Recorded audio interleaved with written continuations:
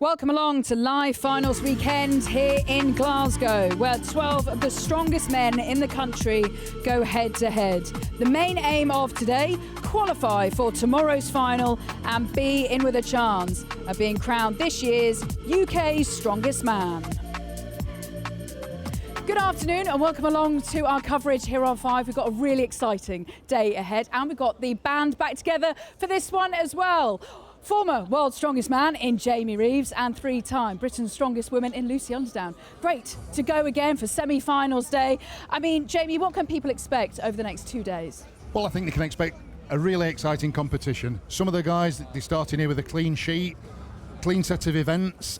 Some guys that had a bad weekend or a bad quarter-final, it's time to put that behind them, soldier on, head down and do the work today. And we were treated to some amazing performances last weekend. What were your highlights? I think Andy Flynn last weekend, he was phenomenal. He was flawless throughout. That was one of the highlights for me. And seeing athletes like Drew Redfern come through, he was really impressive with all of his performances, and he kind of snuck into the finals without anybody really expecting him to be there. So it was really impressive. Yeah, Andrew Flynn just showing everyone why he's the reigning champion. He just seemed to not even get out of maybe third gear. Here he is on the monster tyre flip. Everything he did was flawless. His technique, you can see his transition here when he's doing the tyre. He picks it up, he goes from pull to push, he uses his knee, he's fast, he's athletic. You can see it on the static event. Again, perfect technique, he's really happy with that, showing off a little bit to the crowd, and this was the highlight. Icing on the cake, the deadlift. Just look at his technique, it's flawless. Absolutely great quarter-final for Andrew Flynn. And you feel as though he's got a few more gears to go, because even on the reps, he could have done a few more on the deadlift, couldn't he? Oh, he could have done. He was like a pendulum. He was holding back for sure. And I know he's got another few gears to switch into over this weekend. So I think we can expect big things from Andy Flynn. Also, big things from Rory O'Hagan, who's actually going to be pushing Andrew Flynn all the way, Jamie. Yeah, I mean, he dominated his heat as well. There's no doubt about that. And he really matched Andrew Flynn on the deadlift. You feel like Rory could have done a lot more. Once again, you can see that flawless technique, keeping all those big muscles in that lift as long as he can. And I think Rory's going to relish going against Andrew Flynn, and I think he's going to be breathing down his neck all the way. Yeah, Rory, if you put Rory's results from last weekend against Andy Flynn's, he was actually not too far behind. So I think they're going to be pushing each other all weekend. One of the surprises of the weekend was three-time champion Paul Smith narrowly missing out on the eliminator. Do you feel as though he was saving it all for this weekend? I don't think he was very well. He said he wasn't very well, but he struggled. You can see him struggling here. If you've been ill or you've had any kind of illness, you know, it's going to take it out of you. You can see this as a maximum effort on this lift, on this stone, but he needed that to get into the final. And now for Paul Smith, he's got a clean sheet, he can go again. But I think today, the first two events are going to be so difficult for Paul Smith. So I expect him to be low down and be chasing again. Once again. As for Killian Groom, he was the one going toe-to-toe with Andrew Flynn. Actually, probably getting the best out of Killian Groom, actually. Yeah, definitely. I was speaking to Killian earlier as well, and he was saying that he thinks he's got more. You can see him on the tyre flip here. He's a little bit more reserved than Andy Flynn on the tyre flip, but he's been coming back from injury. He's been really, really struggling in the last few years with a knee injury, and he's only just come back. And his performance last week was really impressive. And you can see there the amount of power that he's got so much potential to come. Yeah, he looked a bit shaky at times, and you can see him struggling here. But once again, he got some great times, good performance, and he's got through it injury-free. So Killian Groom's got nothing to lose here. Yeah, can't wait. We set it up perfectly. Let's go and join our reporter for the day, Gail Ems, who's backstage. UK's strongest man semi-finals here in Glasgow are about to be underway. Now the athletes are just doing their final preparations, but I want to introduce you to a lady who's been very, very important to the UK's strongest man team.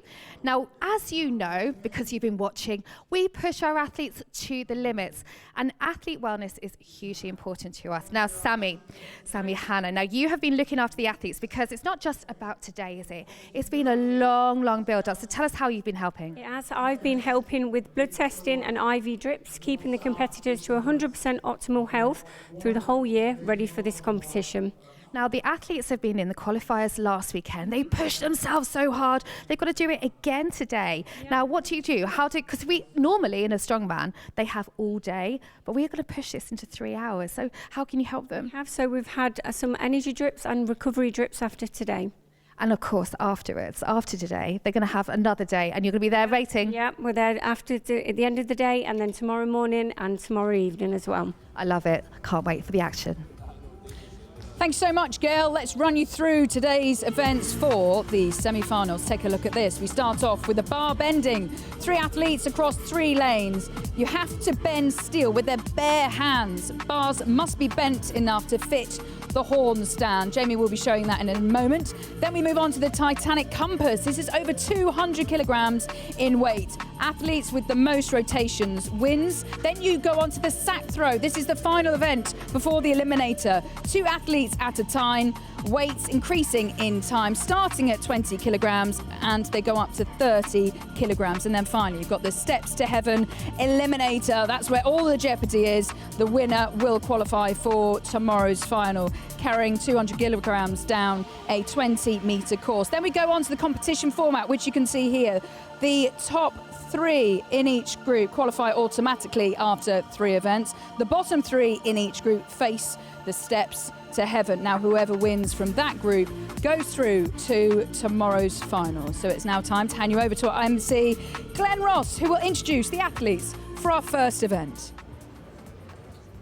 Ladies and gentlemen, this is the prize guy, UK Strongest Man 2026.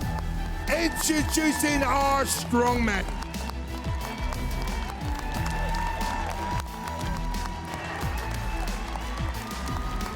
Our first competitor from Wales, Luke Spaduti. Our second competitor from England, Paul Smith.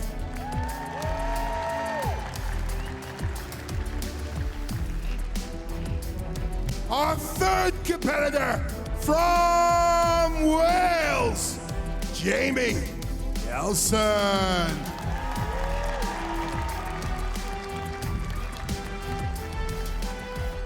Our fourth competitor from Ireland, Gillian Groom.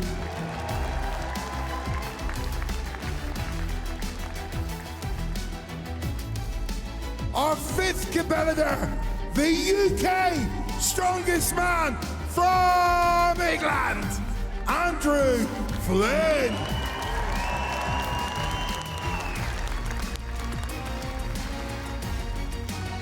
And our sixth competitor in Group A, from Scotland, Chris Beetham.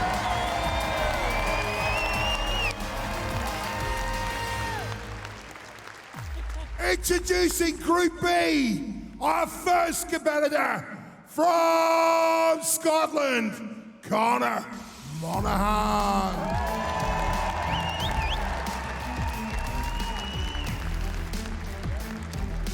Our second competitor from England, Alex Ferry.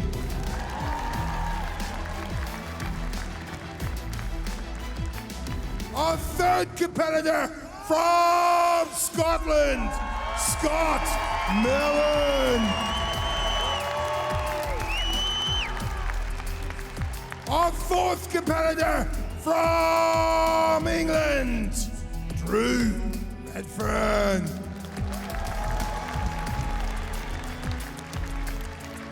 Our fifth competitor from Ireland, Rory O'Hagan. And our sixth competitor in Group B, Dean Mason.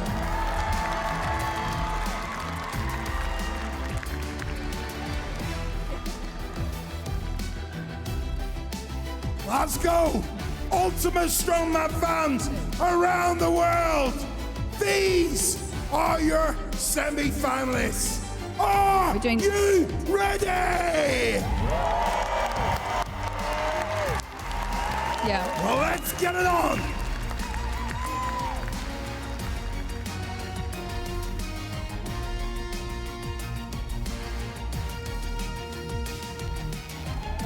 Okay, there we go. There are athletes for the semi-finals, and we're ready for bar bending. Let's take a look at the rules then, shall we? Because when it comes to bar bending, there are 3 athletes in 3 lanes.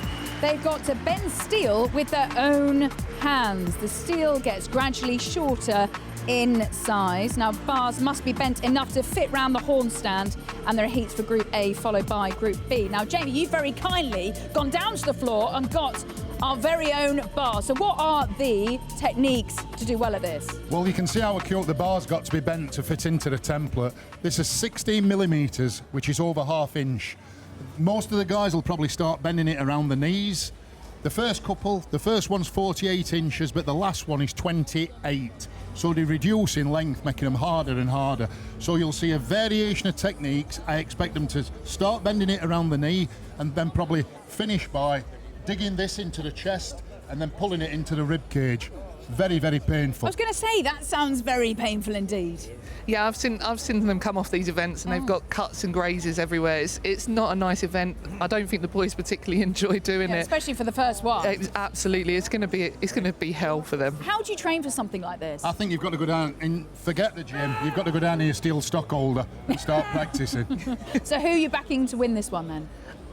For me, I think Dean Mason looking very strong. He's undefeated on this event, so he's going to be coming out with a good performance. And I've seen Andy Flynn. He's very good at bending the bars. He's still quite explosive into those things, into the bars on his chest and stuff. So bending the bars is going to be tough for all of them, but yeah, it's going to be good. We're ready to get underway. Yeah. Okay, our first event coming up here on the semi-finals day of UK's Strongest Man, coming up after this short break. My mic quickly.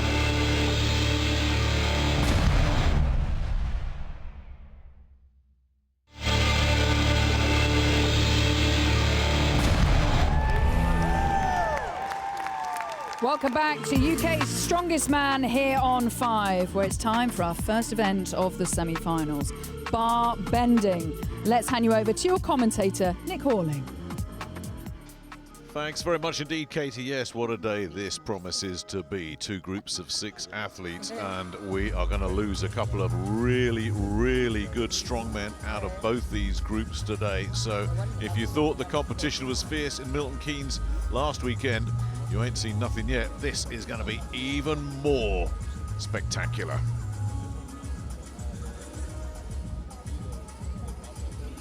Ladies and gentlemen, this is the UK Strongest Man 2026. Our first discipline, the bar bend challenge. 4 forearm breaking bars must be bent as fast as possible. Introducing Group A, first heats. In lane 1, from Wales, Luke Sperduti.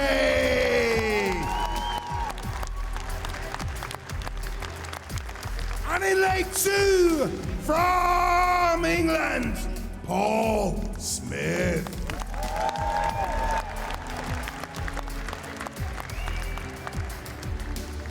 And in lane 3, from Wales, Jamie Nelson.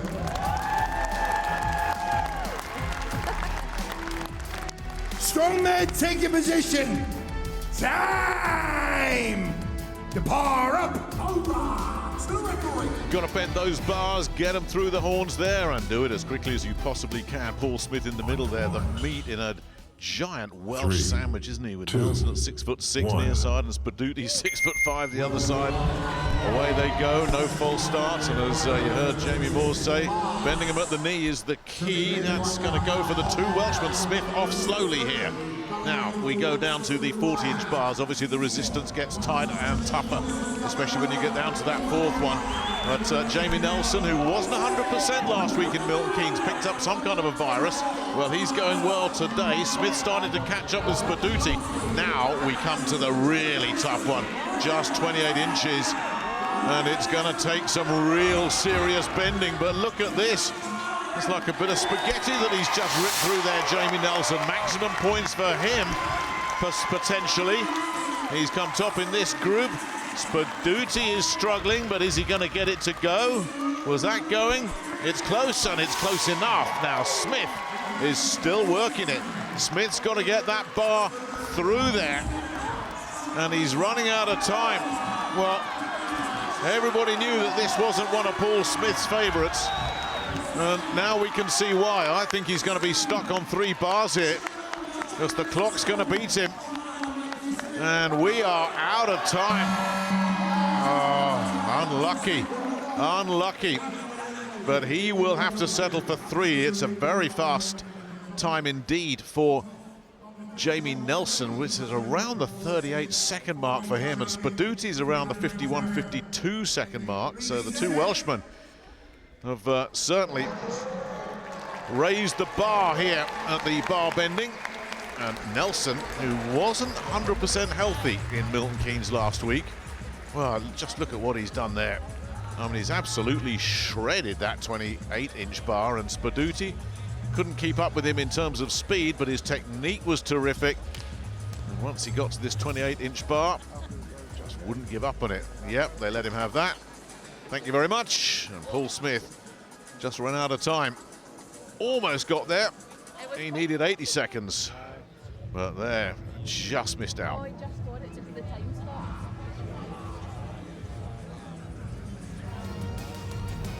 Ladies and gentlemen, this is the UK Strongest Man 2026. Group A, Heat 2. Introducing in lane 1, from Ireland, Killian Groom.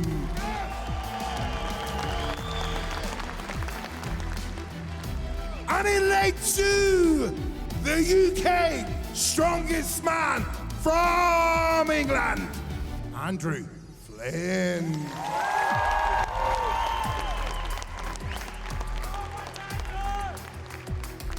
And in lane 3, from Scotland, Chris Beetham. Strongmen take a position. Time to power up. Well, there are no weak links in this UK Strongest Man semi-final, but what a heat this is.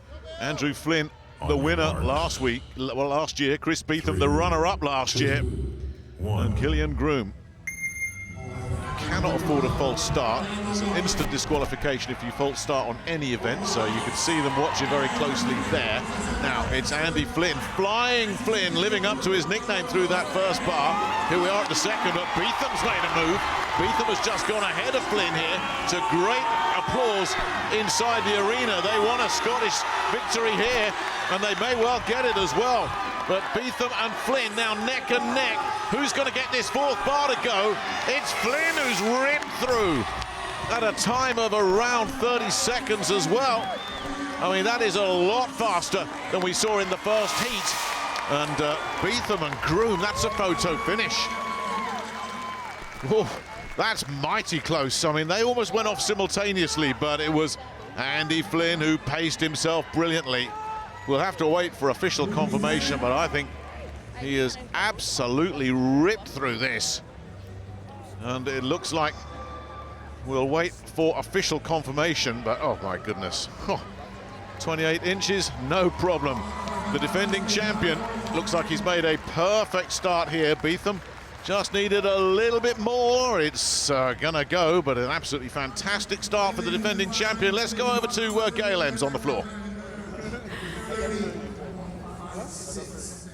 We will in a second when Gail has dragged some of those strongmen over to her. And yeah, everyone's still recovering after that terrific first event. Now we can join Gail. Well, we hear that the athletes don't like the bar bends, but you two just show that it looks a little bit fun, doesn't it? Jamie Nelson, I mean, 38 seconds, we knew that was fast. Now, watching that second heat, you're lucky, got into second place just. Yeah, only just. I was very lucky there, and bar bending is one of my favourite events, so, but I'm happy to get second. You made it look so easy. This is what, you know, us mere mortals, it's hard bending a spoon or a fork in our kitchen. You guys just do that with bars of steel. Is it that easy? The bars are quite easy to bend, it's just doing it quick is the trouble. Well, you did do it quick, but then someone was a little bit quicker, weren't they? The reigning champion, Andrew Flynn. Now, we thought 38 seconds was quick, but 30 seconds. But you did have a certain Chris Beetham pushing you a little bit there. Yeah, he was in my peripheral vision there, and I thought, oh my God, I'm going to get a shift on here. I saw him, and he's obviously got the crowd behind him. I thought, he's going to go for this. So I pulled it back there. But this is what has made you push yourself. Last weekend, we knew that you had to do that because the year before, it was a little bit tight. But this year, you've come out there knowing you've got to push yourself on every single event because these guys want your title. Yeah, last year I had the bar bending, and that's the thing that cost me and got me into that eliminator. So I've gone away, spent the year, I've got good at bar bending, and that saved me. So hopefully he saved me again. Well, we've got first and second here for Group A. Ladies and gentlemen, please put your hands together for our winners of Heat 1 and Heat 2 for Group A. It's Andrew Flynn and Jamie Nelson.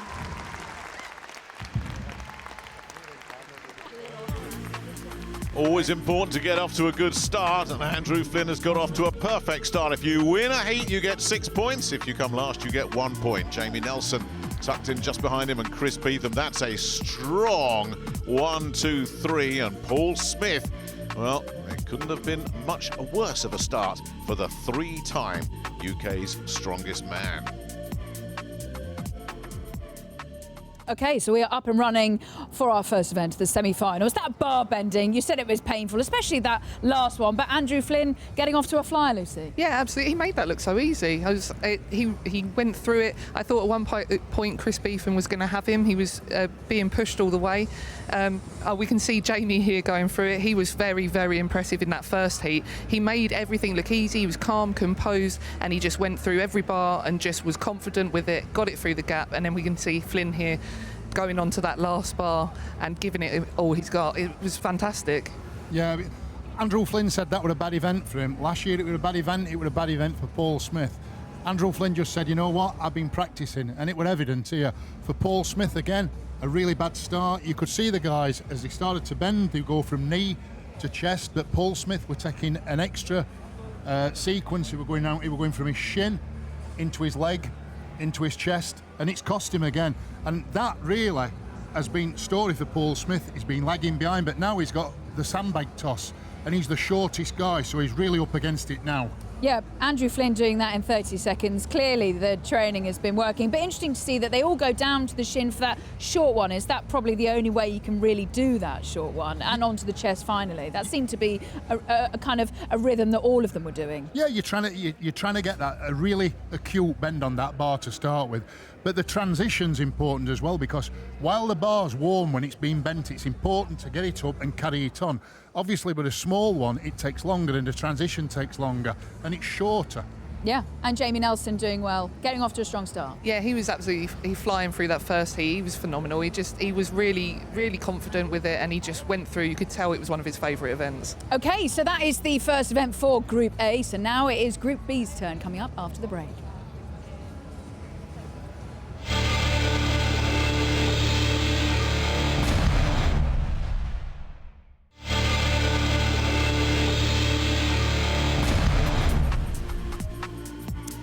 Welcome back to UK's Strongest Man, where the reigning champion Andrew Flynn has been the winner of Group A in our first event, bar bending. So we continue now with Group B. So time to hand you over to Glenn to welcome the athletes into the arena. Ladies and gentlemen, this is the UK's Strongest Man 2026. Group B, Heat 1. Introducing in lane 1, from Scotland, Conor Monaghan.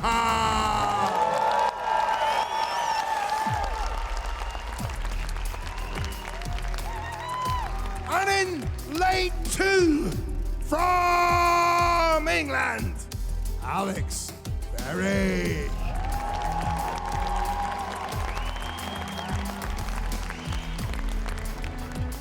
And in lane 3, from Scotland, Scott Millen. Strongmen, take your position. Time to power up.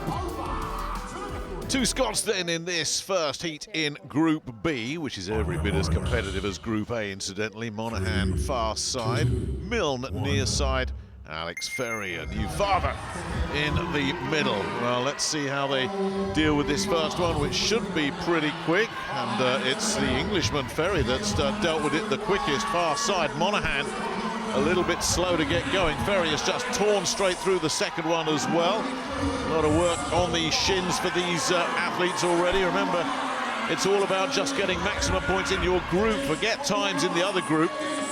Now, Ferry has still got a lot of work to do here, but he's done it, and that's not a bad time at all. I tell you, that is fast.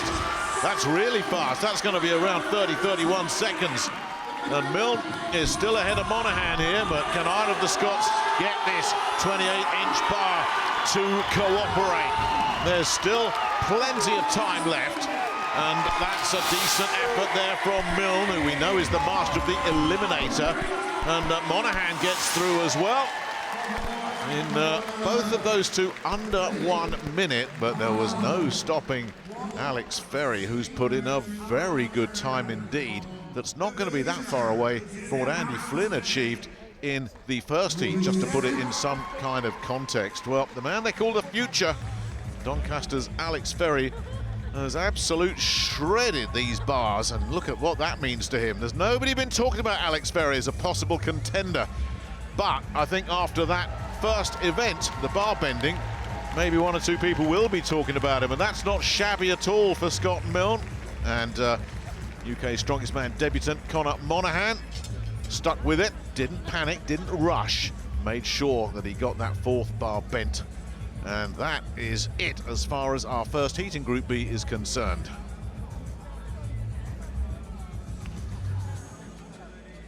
Ladies and gentlemen, this is the UK Strongest Man 2026 Group B Heat 2. Introducing in lane 1 from England, Drew Redfern.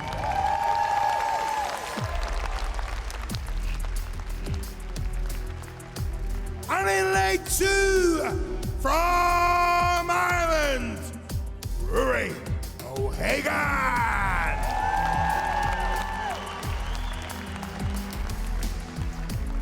And in lane 3 from England, Dean Mason.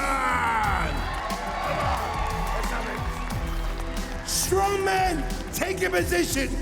Time to power up. Well, this is a strong heat as well. Drew Redfern, a late replacement, was terrific at Milton Keynes last week. Rory O'Hagan absolutely obliterated the field in Milton Keynes, and Dean Mason, near side to us, says this is his best event. He's never been beaten in it. So we're Dean Mason just treated that like it was a bit of plastic. I mean, that was incredible what he just did. And he shredded the second one as well. It's O'Hagan who did so well last week in Milton Keynes that's struggling at the moment. There goes Dean Mason straight through bar number 3 in a very, very fast time. What can he do with this final one? He'll want to beat that 30-second mark, and I think he's going to do it. That's ridiculous. Oh, you are kidding. And I tell you what, Drew Redfern might have just pipped him, because that was a photo finish. Redfern absolutely blasted through. That's not bad at all for O'Hagan. But the two Englishmen have set a ridiculous time here. And I was so busy watching Mason that very quietly Drew Redfern sneaked through, and that's a photo finish. And it might just be that Redfern here might just have got the nod. It's really, really close. But what he's done with that fourth bar, the technique there, absolutely incredible. And Dean Mason says he's never been beaten in bar bending. Well, Dean, your record might just have gone today. We'll await for official confirmation on this one. But I think Drew Redfern might just have pinched that one. What a heat. Gail. Well, what a heat that was. Drew Drew Redfern, I think you've just picked the man who's never been beaten at bar bending there by 0.5 a second or something like that.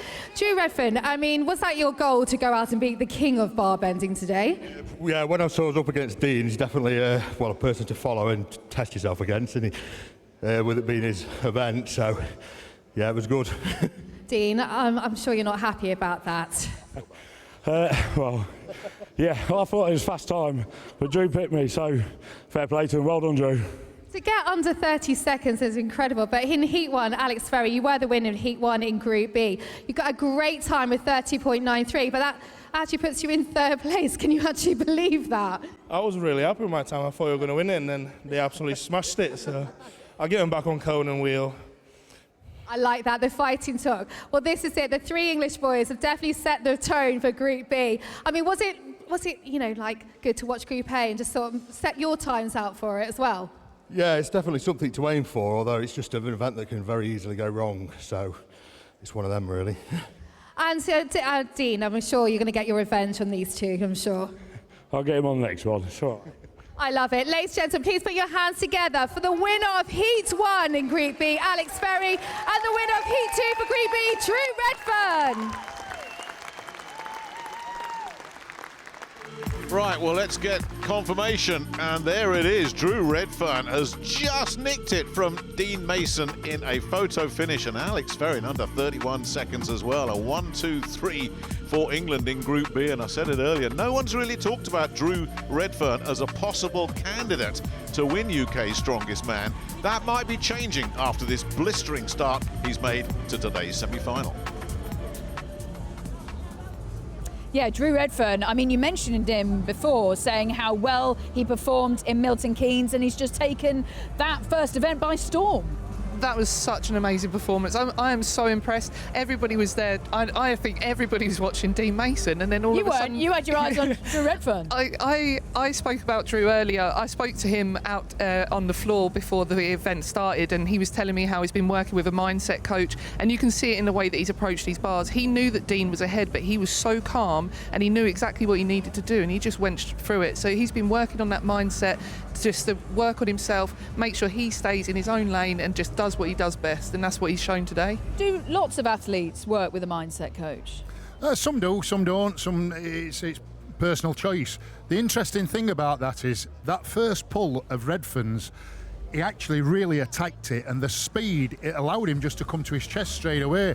And a big mistake there was Rory, who took another grab at them early bars, exactly same as Paul Smith. Whereas the other guys, they attacked that first bend with speed and bent it as far as they could before they went to the chest, so they didn't have as much to do in the second phase.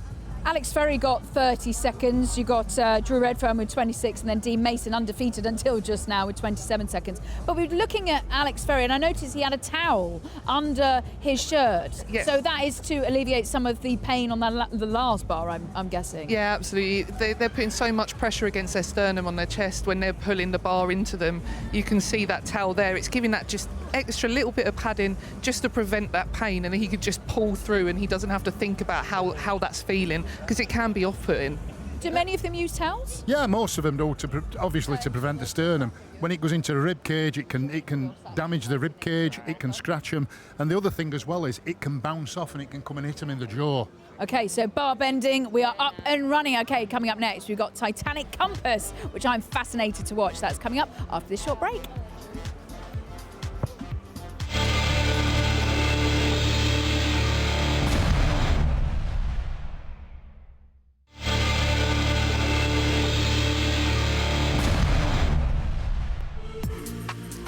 Welcome back to semi-finals day here in Glasgow. It's time for event 2. Titanic Compass is coming up. It's also known as Conan's Wheel, so let's bring you up to speed. So it's 200 kilograms in the hand, and if dropped after the dead zone attempt over, it weighs so much. Even Jamie said the same weight as 2 fridge freezers, and the person with the most rotations wins. Yeah, in old money it's 32 stones, so it's like picking 2 16-stone guys up, cradling them in your arms and walking until you fall. So what makes this so difficult? That sounds horrendous. Actually, the pressure is here. It's all on your diaphragm. So as you're walking and you're wanting more air, the pressure that comes down into your abdominal section here is just pushing the air away from you, and you can't suck in, you can't breathe. So you just take one mighty gulp of air and try and go as far as you can. Hence, a lot of the guys, especially when they go first and they know they've got to put it all in, they'll actually collapse. They'll go until they collapse or faint. It's a brutal event. It's horrible. I've never done it before. It's something that I'd really like to give a go. But you can cradle it in your hands. It's pinching your elbows. It's in your arms. It's pinching your elbows. It's brutal. It's not very nice at all. Yeah, this sounds very painful indeed. I thought bar bending was painful enough. But who are you backing to win this one? Because actually, Drew Redfern's doing pretty well, top of the tree at the moment. He is doing pretty well, but the bigger the guy is in the rib cage, the difficult it is for here. And once again, Paul Smith has done himself no favours because he's got to go first. So really, what Paul Smith has got to do here is break everybody's spirit, go as far as he can and make it as difficult and kill the guys mentally so that they know they can't get to that point. That's the only way back now for Paul Smith. Yeah, I think I'm gunning for some of the more athletic guys in this one. I think it's going to make it, they can go out, they can run around faster, they'll cover more distance, and they can hold their breath for a little bit longer. So I'm going to call out maybe Conor Monahan, and Andy Flynn again. Let's do it. Okay, time to hand you over to Glenn, who's going to introduce Group A athletes for Titanic Compass. Yeah, it's just had to sign up, so it's just like... Ladies and gentlemen, this is the UK Strongest Man 2026. Our second challenge, the Titanic Compass! 360 degrees of 200 kilos bicep busting power required. Group A, our first competitor, from England, Paul Smith. Strongman, take a position. Time to power up. It literally takes your breath away, this event. It is merciless and unforgiving. Yeah, as you heard the guys in the studio say, it doesn't help that you get to go first either. Now, he'll get a meter's grace. He will be allowed to get some momentum and put it down once, but once you're through that first meter, that's it. Smith, I don't think, will want to be thinking about that. No, he's got into his zone. Now he's just taking those short, shallow breaths, which is very, very smart. This is good technique from Smith, and he's just rolled through the first one. Well, when his back's up against the wall, we've seen Paul Smith step up and, oh, was that a smile? It looked like it might have been. This is fantastic. Really good. Really good. Now he's starting to feel it. Now the burn is kicking in. Still going, but slowing. How much more has he got? Well, he's getting up to around 1,000 degrees here, which is really good. That clock keeps on ticking, but that's irrelevant. Now he's starting to gas out, and he may well, absolutely spent. I just thought he was going to keel over there. Luckily, he's managed to hold on to the bar, and he'll need a bit of time here to just physically recover, because this event, as you can see, literally takes everything out of you. Now, normally we get interviews after each event. We'll try for that, but if the athletes aren't capable of an interview, you can understand why. Paul Smith at the moment doesn't have much left in his tank at all, but they will give him over 1,200 degrees. There you can just see the distress. The longer it goes, and it is literally, that's as far as it is, and thank goodness that bar is there to support him. It is absolutely brutal, but he's gone first. It looks like a very, very good finish indeed for Paul Smith, but we just don't know because we got two other guys to come next, and that's just in this first heat. But he has set the tone here, hasn't he, with that very, very impressive start here, Paul Smith. Ladies and gentlemen, this is the UK Strongest Man 2026. Group A, our second competitor. Introducing from Wales, Luke Sperdute. Strongman taking position. Time to power up. Well, it's an event that does favour the more athletic types, the Andy Flynns, the Killian Grooms, the Paul Smiths. What about big Luke Sperduti at 6'5", one of the more tall athletes in the group? Well, he's just got to get himself in the zone and stay in that zone, but already he is looking a little bit wobbly. I don't think he's going to get anywhere near Paul Smith unless he can pick up a second wind here, and how hard is that going to be? Well, he's wobbling and wobbling and wobbling here, Sperduti, and he's done. Well, again, that's not shabby from Luke Sperduti, but he's nowhere near Smith. And Smith, we thought that was a very, very impressive carry from him. Sperduti never looked like he fancied this one. It's not one of his favoured events, and Big Red looked unhappy from the moment he started moving. Frankly, to get around the 550-degree mark, that's going into a second revolution there. It's not too bad at all for Sperduti, but I don't think he's going to be getting big points out of this event.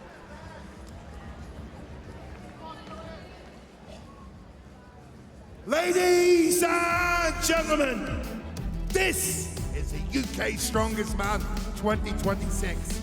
Group A, our third competitor. From Ireland, Killian Groom. Strongman taking position. Time to power up. A former two-time Ireland Strongest Man, Killian Groom, he says this is his favourite event. 2, 1. Wonder if he'll be saying that in about a minute's time. Anyway, got a good grip, got a good start, a lot of power coming up through the legs there for Groom, who's going for a bit of speed as well here. You don't want to go too fast that you're out of control, but it's smart if you can do this because it minimises how much actual time you've got to carry this thing around. And he's absolutely tearing through here, isn't he? Well, everyone said it was the athletic types that would do well here. And he's gone through 1,000 already. And he's not slowing down, or he is now. He is now. But he's gone past Smith. And it's just dragged a little bit more out of him. Wow. Well, he said it's his favourite. You can see why. Went for speed there as well. That was the interesting thing. He absolutely tore through that first rotation like he was in a sprint. And that's allowed him to get to around 1,370 degrees or so. It's certainly going to be surpassing Paul Smith's. And he'll just have to wait and see now what Andy Flynn, Chris Beetham and Jamie Nelson will do, the other competitors in Group A. But he has set the tone, and we can hear from the guys who are with Gail. Now I'm just going to give Killian a bit of time just to breathe, and I'm sure everyone in this audience can appreciate just how hard that event. But talk about setting the standard, Mr. Smith. I mean, you just went out there, and how many rotations? I'm not sure if you were aware of how many you did, but you got a score of 1,200 degrees. I mean, you must be pleased with that. Yeah, I had to go for broke. Obviously, it's hard going out first. I knew 3 would be a good score, but obviously, Killian's gone out in front for me. He did. Now, Killian, were you aware of that score at all? Because when I was looking at you, you were just in that zone. And I know how hard it must be to just try and know what score you're doing or how many turns you're doing. But you did pit Paul, so you are winning Heat 1 at the moment. Yeah, I knew what Paul had done. I know this is a very good event for me, so you just have to block out the pain, move as fast as you can, and just get the job done. Ladies and gentlemen, this event takes our athletes to the maximum. Can we please have a round of applause for our first 3 guys? I know Luke's gone back there. Luke Sperduti, the amazing Paul Smith, and of course the winner of this heat, Killian Groom.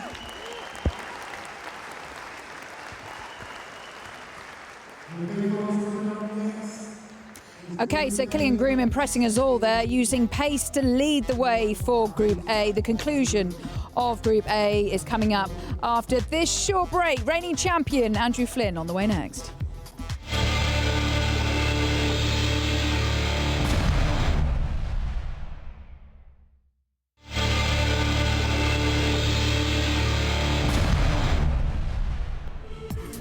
Welcome back to live finals weekend here in Glasgow. Let's continue our second event of the semi-finals, the Titanic Compass. Over to you, Glenn. Ladies and gentlemen, Group A, Heat 2 of 3 competitors.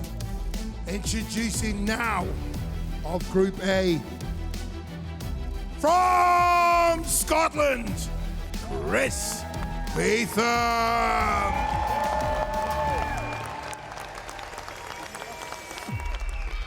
Strongman, take your position. Time to power up.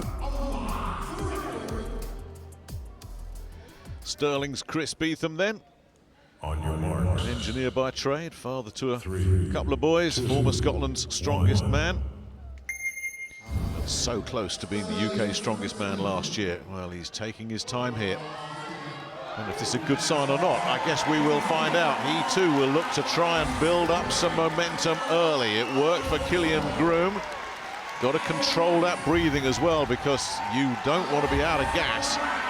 Got to try and just keep that breathing as measured as you can. He should get past Speduti's 5.56 roundabout now, but he's looking to go a lot higher than that, having seen what Smith and Killian Groom did, and this Scottish support giving him everything they can. But I think he's running out of road here.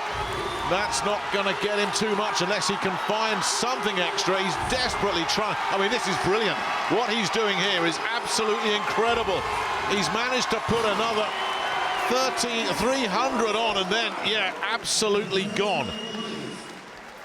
I think he'll beat Smith with that, and hopefully he's okay. We do have the paramedics on standby, because you thought we were joking when we said you'll see guys just collapse and just run out of gas. We weren't. I mean, this literally just takes everything out of you. You need a bit of time to recover. Get a little bit of oxygen back in the lungs and you're okay. And it takes a lot to keep a strong man down.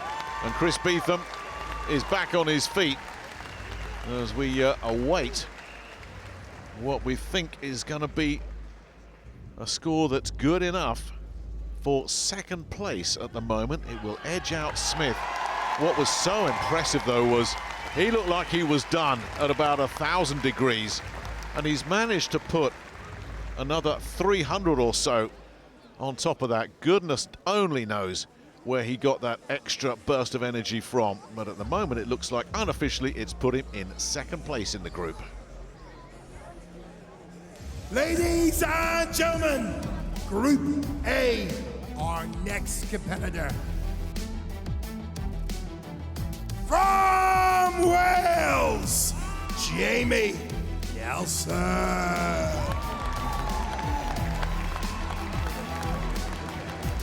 Strongmen, take your position. Time to power up.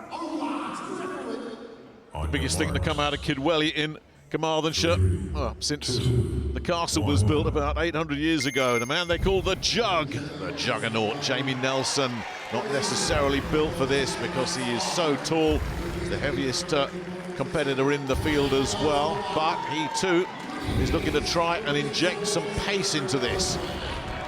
You can't just expect to just go slowly and measured. You've got to try and get as many revolutions in as you possibly can, as quickly as you possibly can, before the tank starts to empty. Well, he saw his compatriot Luke Speduti get around 500, 550. He's got past that, but that's all he's going to get. Well, a bit like Speduti, this is not an event that favours the big, power, static guys. Nelson will look at 600. I'm sure he'll be disappointed, but I don't think he would have been expecting big points out of that event either. Yeah, it was good up until this point, but it's incredible how you suddenly hit a wall and you know that's it. I cannot go any further. It'll be around the 600 mark, which will not be challenging the leaders, but will get him above Luke Speduti, with just Andrew Flynn still to come in this group.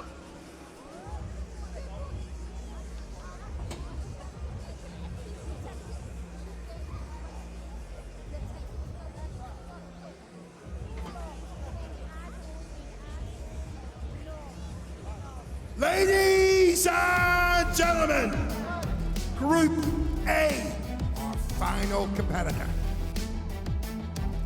The UK strongest man from England, Andrew Flynn.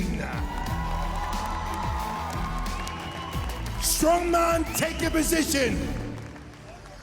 Time. The power up. Groom Andrew Flynn says this is his best event. He is an athlete that's built for speed. He also has the advantage of going last as well. He knows that Killian Groom got around 1400, Beetham around 1300, Smith 1200. He will want to be in that ballpark, and knowing the way Andy Flynn and his mind works, he'll want to surpass Groom's 1400. Let's see if he can do it. 2, 1. Well, here he goes. The reigning champion from Lancing on the south coast is up and running, and he's not blasted out of the blocks either. He's just taking a bit of time here, going for rhythm and momentum, looking solid so far and getting into the thousands already, as you can see. 14:21 unofficially is what Killian Groom did. He's gone past Paul Smith, he's gone past Chris Beetham, and he still looks rock solid, and he's going to get maximum points again, and he hasn't broken a sweat yet. Oh, this is unbelievable from Andy Flynn. I mean, he's getting close to 2,000 here. He doesn't need it, he's already got maximum points. But yeah, he's trying to put a marker down, telling everybody else in this field, you want my title, you're going to have to come and take it. That is very impressive. I don't think he quite cracked 2,000, but he's mighty close to it. And he's absolutely certain of securing maximum points in this second discipline. Well, anybody who wants this title of UK Strongest Man 2026, you're going to have to go through the defending champion, because Andy Flynn didn't rush off, didn't go as fast as some of the other athletes that we've seen, but his pace was perfect. He didn't speed up, he didn't slow down, and he just kept going and going and going. Actually went further than he needed to. But as I say, I think Andy Flynn is looking to make a statement, and he's certainly made one there.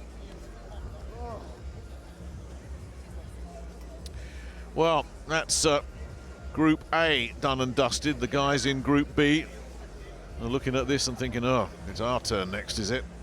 Yes, it's not going to get any easier, dragging those 450 pounds around. But yeah, I don't think Andrew Flynn will be too disappointed with what he's done there. We can get some reaction from him and some of the other guys now with Gail. Well, we saw Paul Smith come out there and do an awesome job, and then Killian Groom did as well, so the pressure was on you three. But Chris Beetham, how you managed to carry on, I don't know, because I think the support of your home crowd definitely spurred you on, because somehow you kept going. Yeah, quite often my missus will tell me that I've never pushed to the absolute limit. So I feel like I had to do it that time when she's just sat up there with my wee boys and my mum and dad. So that was everything I had. Still wasn't quite good enough, but mid-tables, you know, it's not too bad. And you fell at the end. I mean, we were all right. Just confirm to everyone you're okay. Yeah, I'm all good. It just went a little bit dark and quiet. But yeah, I'll be ready to go for the next event. Now, Andrew Flynn's still breathing heavy, so I'm going to just come over to Jamie Nelson. Now, Jamie, for a tall guy, it's always going to be tough, that one, but you did an absolutely awesome effort. And I think you put Paul Smith as well. Yeah, it doesn't help you at 170 kilos, but if you can move, you're laughing. You certainly did. And we're just coming over to, I think, Andrew Flynn. Now, I think you're just behind Killian Groom. I can't confirm. We had a little bit technical difficulties with the board, but you knew you had to put in a performance because these guys really did push you. I knew it was about a 1,400-ish. I saw 1,900, so oh, I've done really well. But no, I mean, I knew kind of I was doing 3. I kind of lost what I was doing about here, and then over there, I just stopped. Yeah, and to be honest, everyone watching just is in awe of how you managed to do that. Ladies and gentlemen, can we put our hands together for another 3 athletes in Group A? Chris Beetham, Andrew Flynn, and Jamie Nelson. Right, let's get these results officially confirmed then. And it is Andrew Flynn. Didn't get anywhere near 1900. The glitch there, but doesn't matter. He's picked up maximum points again, just ahead of Killian Groom. Chris Beetham will be very happy to be in third place. And Jamie Nelson officially logged at 12:45, getting ahead of Paul Smith, whose day is not getting any better at all.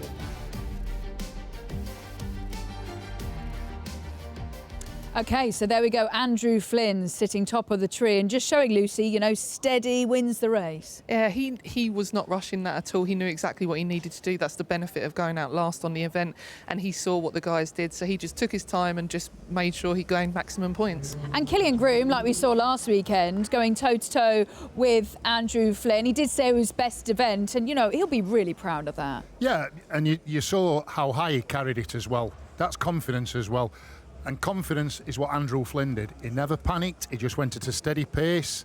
You can see Killian here, it's starting to slip, it's coming down like that, into his forearms, and he's leaning back and he's struggling there. But once again, he's going for every metre he can. And he stands up and he's fit. Andrew Flynn again, fitness showed off. But what about them gutsy performances from Jamie Nelson and Chris Beetham?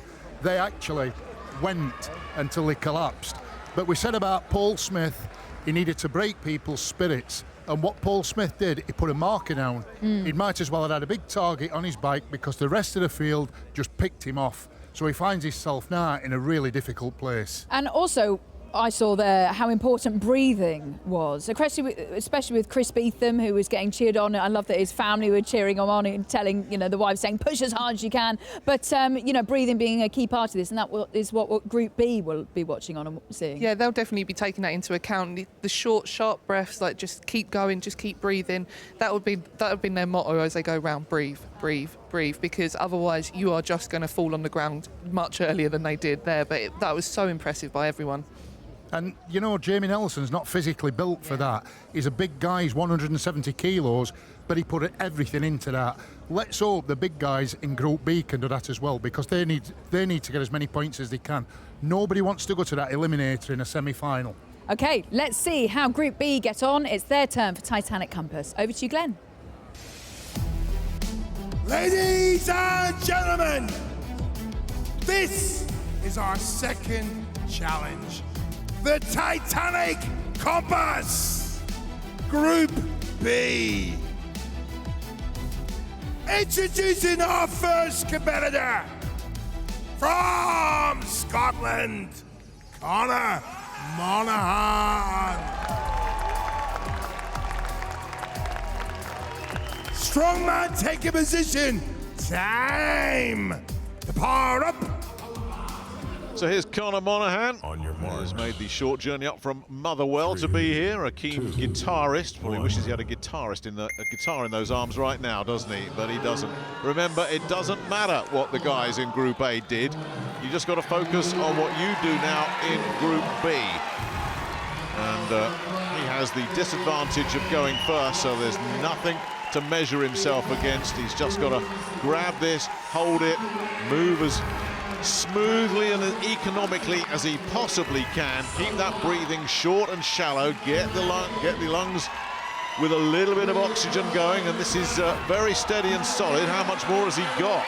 That's the question. And he had a big wobble there, so he's starting to look a little bit distressed as he gets to around 1,000 degrees, and there's not much more to come, and he's out. Absolutely out.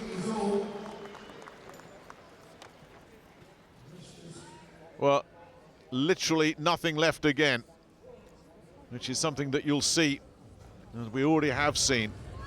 But yeah, the oxygen is just leaving the body. It's not being replenished. And whilst the spirit is willing, the body said, that's enough, Conor. That's all you're going to have. He does crack 1,000 and quite literally could not have done more. Now, Conor is still down as well. The paramedics are down there, and again, we hope it's just a case of just needing a bit of time for recovery for Conor.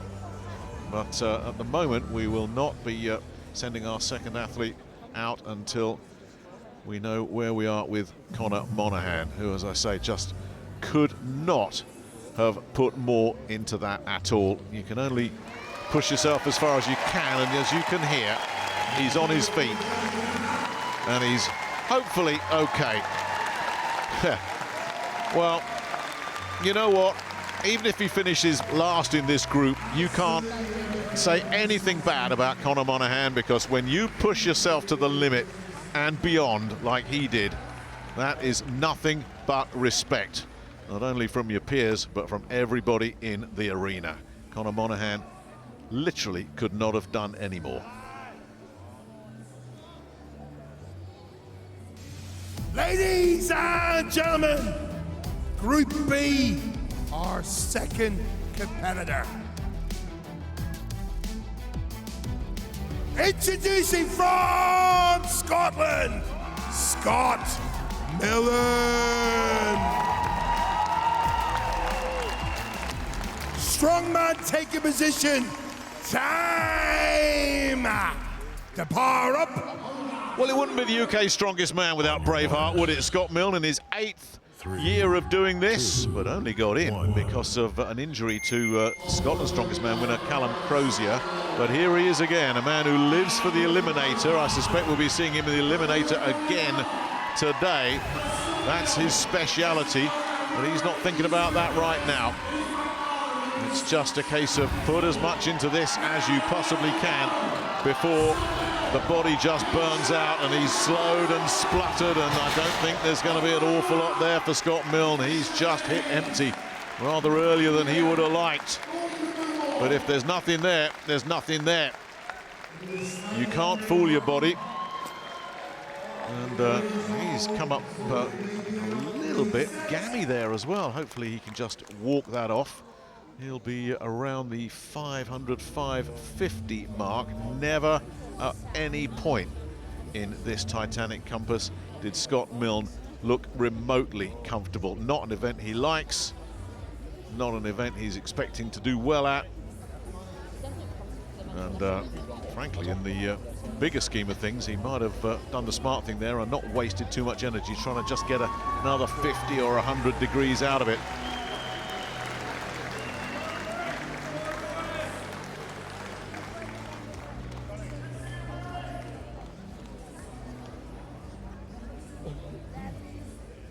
Ladies and gentlemen, Group B, our second competitor.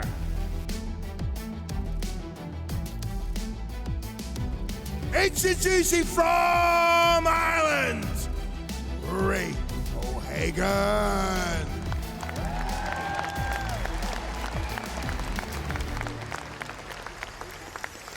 Strongman taking position.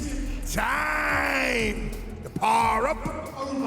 Well, Rory O'Hagan so impressed in his heat in Milton Keynes last weekend, and this is an event that should suit him. He's more of the modern athletic type, and let's see if he tries to follow his compatriot Killian Groom and go off like a greyhound out of the trap. Well, he's not as fast as Groom was, but he is certainly looking to set a bit of a tempo. As I say, more built for an event like this.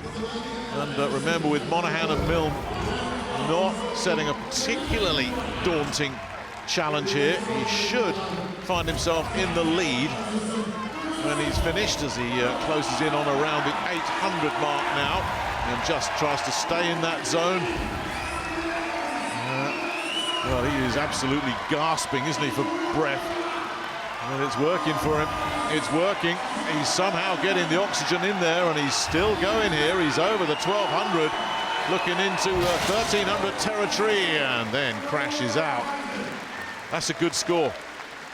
It's certainly better than Monaghan and Milne, with the three Englishmen, Ferry, Mason and Redfern to come. But it'll be interesting. We'll hear from him later. I wonder if he's going to be happy with that or not. I think one or two people thought he might get a little bit more than 1300. But it was steady and it was controlled. And unofficially, it's around the 1350 mark. Now we'll have to wait and see what that will do for him in terms of points, because there are still 3 more athletes to come here in Group B. So there we go, the winner of Group B last weekend, Rory O'Hagan, just really putting in an impressive display there, kind of making up for the last event. Yeah, he looked comfortable, Yeah. and we know his fitness is there, and you could see he put it down, he more or less placed it down, he didn't seem too distressed. Just again, just another solid performance, that's what it's going to take to get through to the semi-final. And also you feel as though this suits those with more of an athletic build, Lucy. Yeah, it definitely does. The fitter you are, the smaller that you are as well. It's going to make this so much easier for the boys out there. I think the heavier ones are really going to struggle. So it's just such a difficult event to do. And you can see the gutsy performances that they're putting out there. Conor Monaghan ended up on the floor and he was absolutely gasping for air by the end of it, and it makes it so exciting to watch. Yeah, but also shows the brutality of this event. Yeah, and Conor's one of the smallest guys as well, not only in height, in body weight as well, so that were always going to be difficult, but he showed a lot of heart there.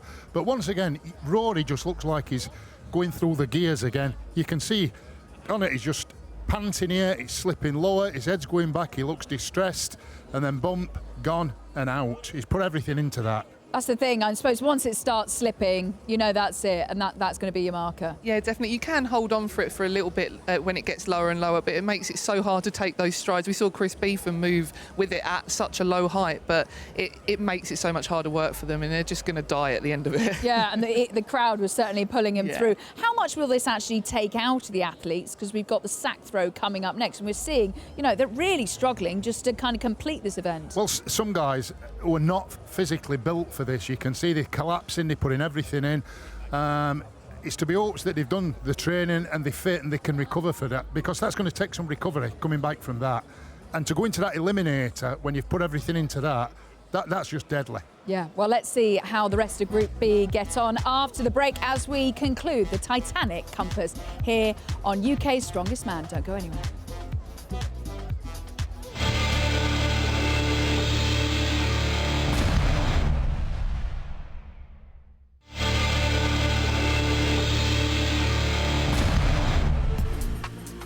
Welcome back to UK's Strongest Man. We're into our second event as we're about to conclude the Titanic Compass here in Glasgow, just showing how brutal this event is. Here's Glenn to introduce the athletes from Group B. Ladies and gentlemen, Group B, Heat 2 of our 3 competitors in this Titanic Compass. Introducing from England, Alex Ferry. Strong man, take your position. Time to power up. Potentially this could be a good event for Alex Ferry. A former two-time UK's strongest junior. Still has that nickname of the future, but at 24 years old, the future could be now for Alex Ferry, who's very good at movement disciplines. He's managing to set a very, very good pace here, but it's a controlled pace. Those short, steady breaths just keep the oxygen going. Remember, we're looking at around the 1300 mark from Rory O'Hagan. That's what he's got to beat here. Remember, everything we see there is unofficial. We will await for official confirmation, and he's done. Suddenly, just went from looking comfortable to being out of gas completely. Didn't go over, but certainly did not have anything left. And I think that's going to be around the 1100 mark, which will put him behind Rory O'Hagan. But I think he might just have got the better of Conor Monaghan. So that's the good news for Alex Ferry. The bad news is there was absolutely nothing left. Now, he looked so good, but it was like someone threw a switch on him and he was done. Absolutely done. And did well to stay upright there as well. Because there was, as we've seen so many times already, they're not faking it, these guys. When there's nothing left, there is literally nothing left.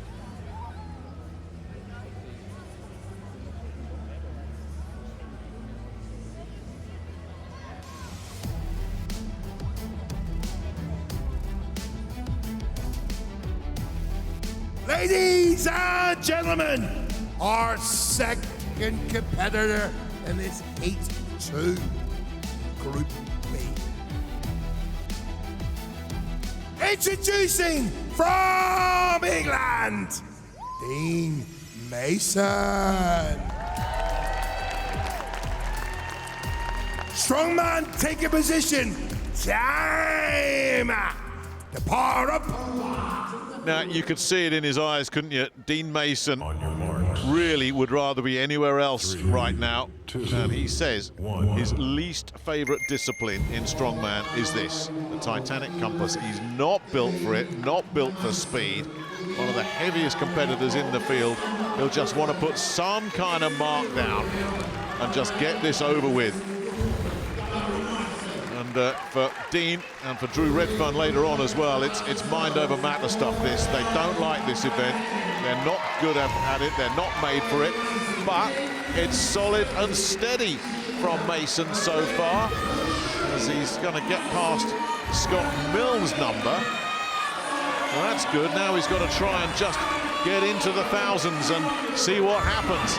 See how far he can take it. He's starting to slow, but he's gone over 1,000, and I think he's going to get the better of Conor Monaghan before he hits the wall. Well, we'll await again official confirmation on that one. But if he's managed to drag himself past two of the competitors in Group B, I think Dean Mason will take that as a win every day.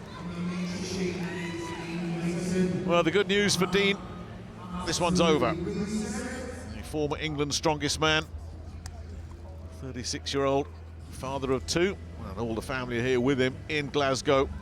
Didn't want to know about that event, you could tell. So for him to clock something around the 1100s, well, that's very, very impressive indeed.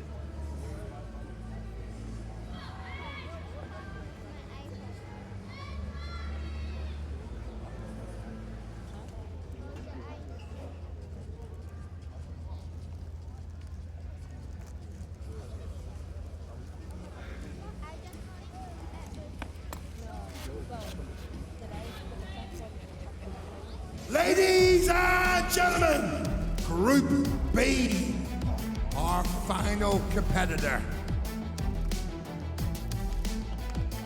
Introducing from England, Drew Redfern.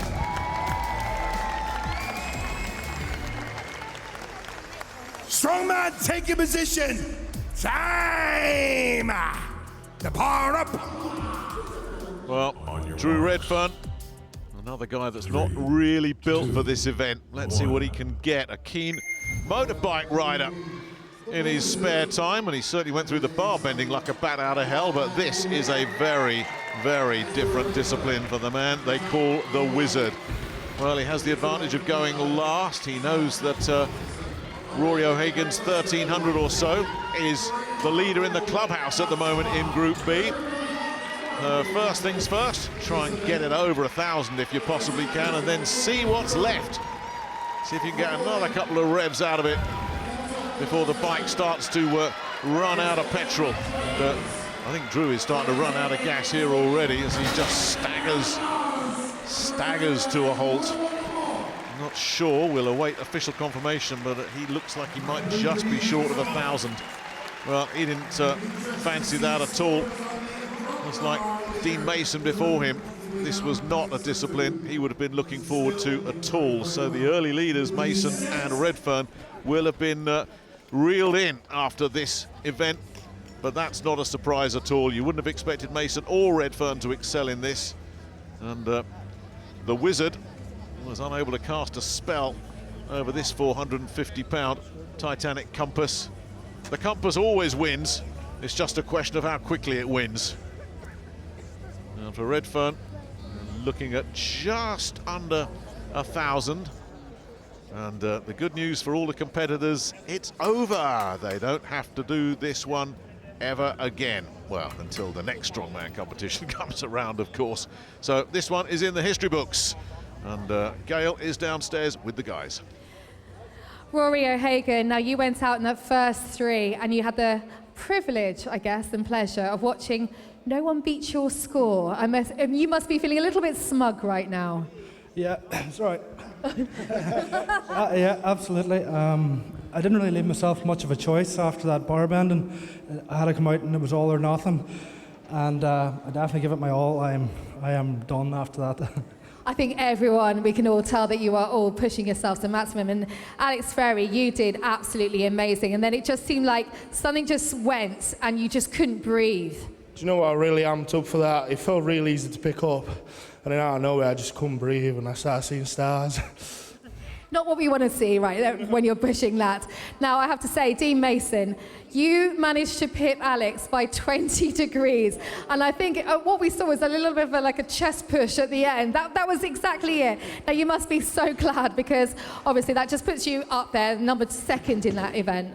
Yeah, it's tight with only 6 people, only 3 people going through, so you need every point you can get. So if a chest bump helps, I'll take it. That chest bump didn't definitely help. Ladies and gentlemen, can we put our hands together for the top 3 in Group B? We've got Dean Mason, Alex Ferry, and the winner of that event, Rory O'Hagan.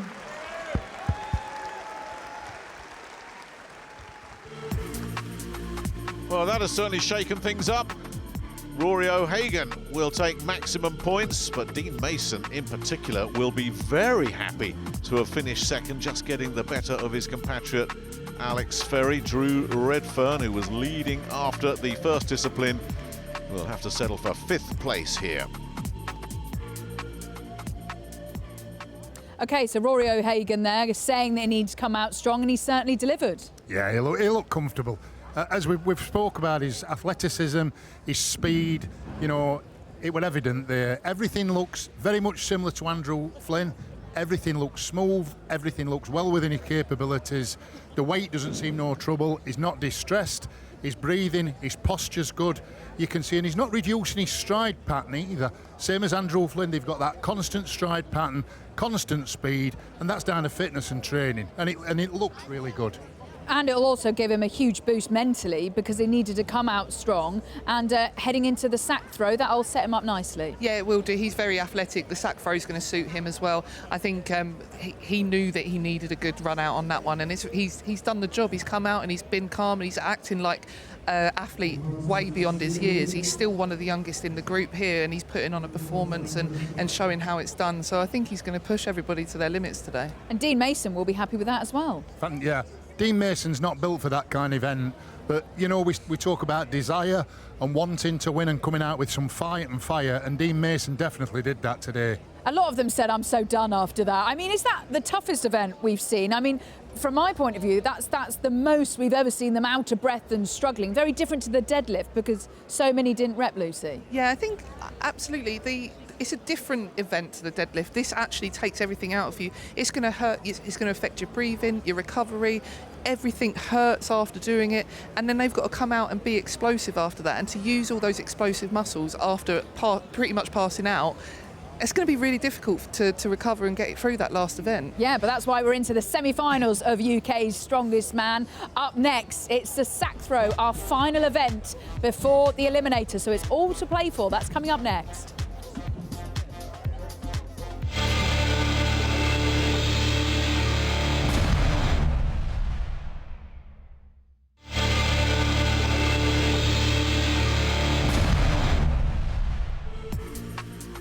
Welcome back to UK's Strongest Man, the semi-finals here in Glasgow. Time for our third event, the sack throw. So this is how it works. This is a heart-racing final event before the eliminator. 2 athletes at a time. They have to throw sacks over the bar, which is 4.6 metres in height. They've got to do it in 75 seconds as well. So it's all about speed, power and precision. So this is going to be a real test for a number of these athletes. James, who are you looking out for? Anybody that's explosive, athletic. Once again, we go back to Flynn, we go back to Rory, but the tall guys who've got leverage, who can get the sack, who can go really deep for a long pull. And the tall, I mean, Jamie Nelson, he's tall, he should have a good advantage, but once again, you need that upper body power, but most of all, you need good aim and trajectory, because if you miss it or you mistime it, it's all over. And it's really high, because I was seeing people practicing earlier and it was a real struggle. 4.6 metres, that's really high. And I know that some of the boys are a little bit worried about this, but we're going to see some of the boys come out in here absolutely smash it. I know Dean Mason's really looking forward to this event.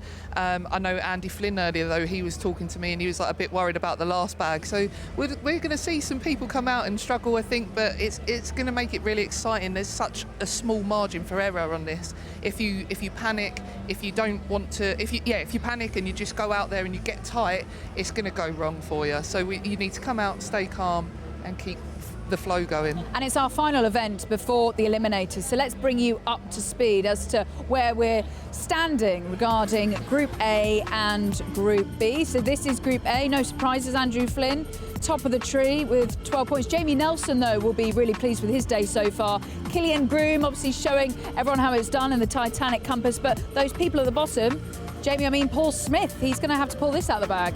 Well, I think he's at a disadvantage with his height on this for sure, and I think Paul Smith has just left it a little bit too late. I think he's got a mountain to climb now to do well in this event.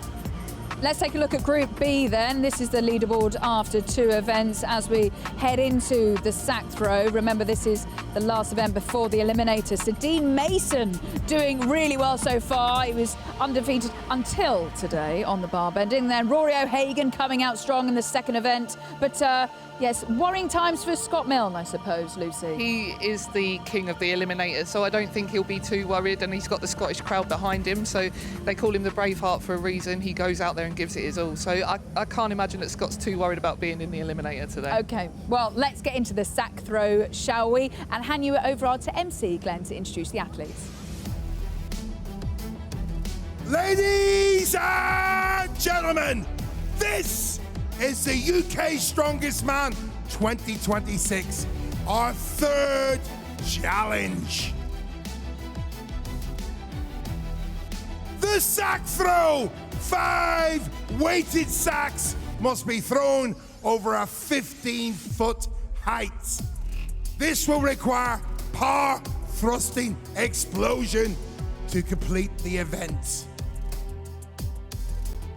Introducing in lane 1, from Wales, in Group A, Luke Sperduti.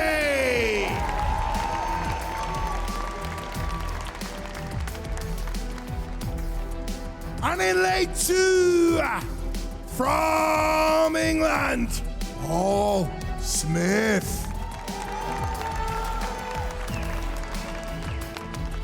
Strong man, take your position. Time to power up. We know we'll be seeing these two in the eliminator, barring something extraordinary. But the key is to get as many points as you can in this last event, because every point could give you a head start in that eliminator. So Sperduti and Smith won't want to waste too much time, and that's exactly what Smith doesn't need to be doing. He's miscued the first one. And, oh, look at this. I tell you, Smith's all over the place today. Now, can Sperduti get that one to go? Yes, he can. So now Sperduti mishandles the bag. I mean, these two are really struggling. Not going to go for Sperduti either. You thought Sperduti would do rather well at this event, and Smith gets the 3rd one to go. That wasn't easy at all, was it? The 25-kilo bag goes.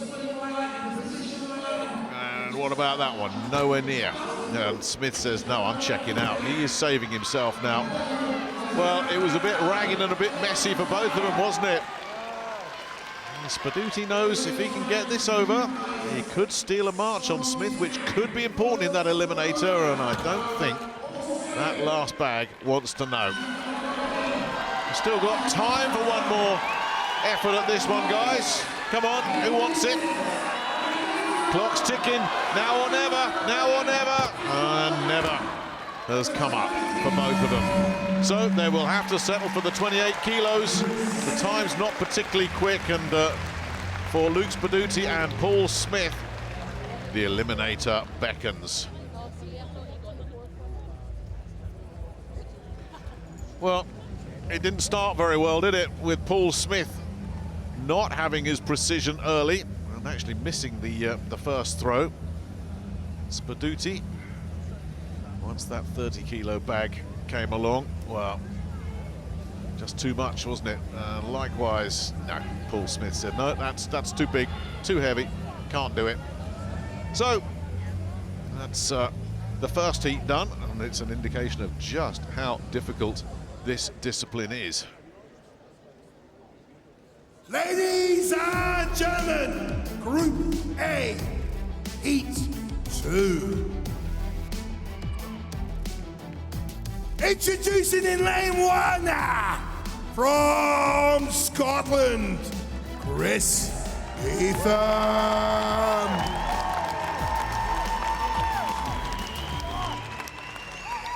And introducing in lane 2, from Wales, Jamie Nelson. Strongman taking position, time.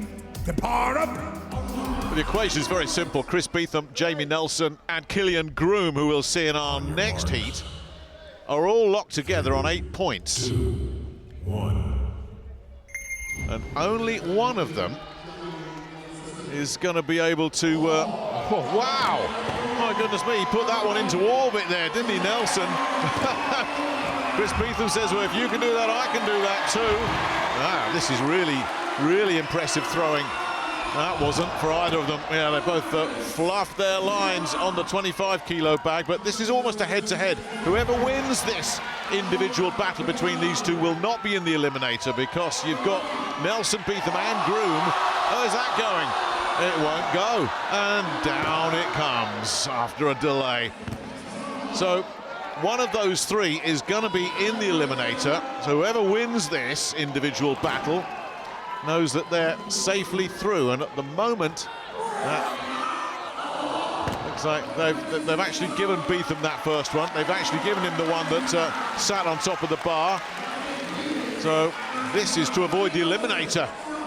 Ooh, he's got the height but just didn't get the angle here. The man they call Jug. Yeah, and look at that. How sporting is that for Chris Beetham? No, not going to go. Nelson will finish with 3. Beetham, they'll give him that one that sat on the top of the bar. So we'll wait for official confirmation, but that will mean that whatever happens now, Chris Beetham has avoided the eliminator. Well, it started off so well, didn't it, for Jamie Nelson? But then things started to go wrong, and that 4th bag sits there, and the referee is looking at it and saying, no, you can have it, you can have it. And by that finest of margins, that means we will wait official confirmation, but that means that Chris Beetham will have moved ahead of everybody else in the field and will not finish in the bottom 3. So the good news, Chris, you've avoided the eliminator. Ladies and gentlemen, Group A, Heat 3. Introducing in lane 1, from Ireland, Killian Groom.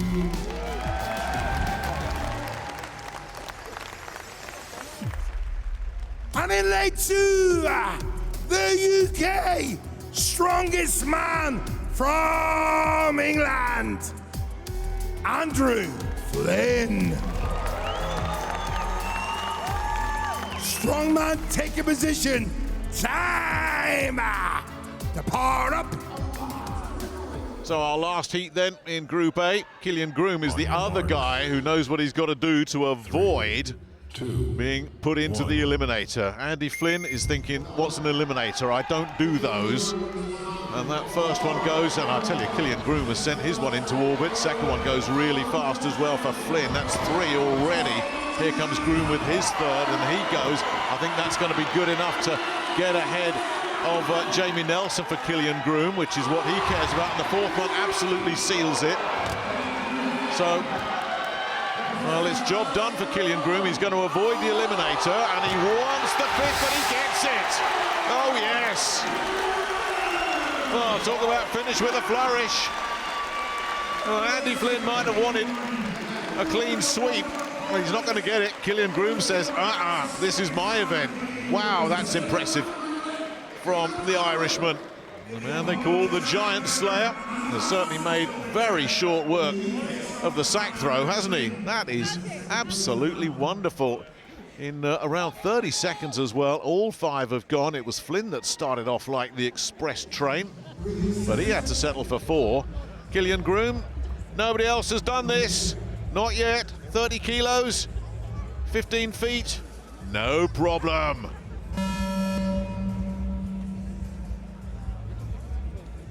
Well, maximum points for Killian Groom, and he won't be in the eliminator. Let's get some reaction from the guys with Gail. Well, I didn't realise that I love a sack throw so much. That was absolutely brilliant. Andrew, I think I was a bit worried for those in group in Block H at one point. You threw that first one so far. I mean, but you let certain Killian have that little win. I knew that 4 bags would get me through to tomorrow, so I'll let the man have his day when he gets that over. He deserves that, yeah. Very nice of you, Andrew, very nice. Now, I know that, Chris, you're very safely through. You got that 4. Now, there was one that stood on that hung there. Now, apparently you got given it. Now, a few people are saying that you shouldn't have got it, but it means you're through for tomorrow. You must be so relieved.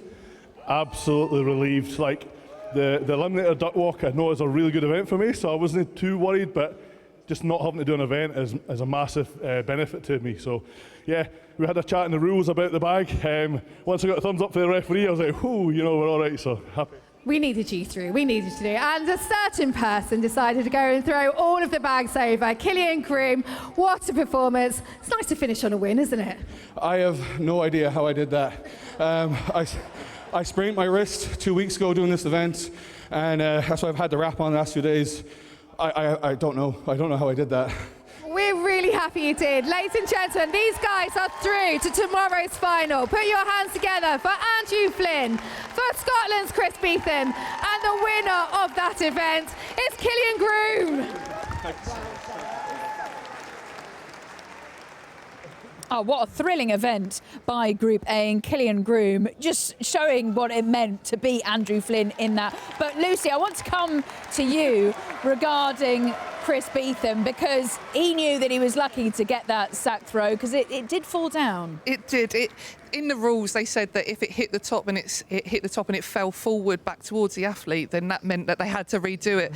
Unfortunately, well, the ref gave it a thumbs up and then it falls down to the front. Technically, it should have retaken it, but with the thumbs up from the ref, who is my fiance, so I can slate him, I think he had to give it in the end. So. Terrific.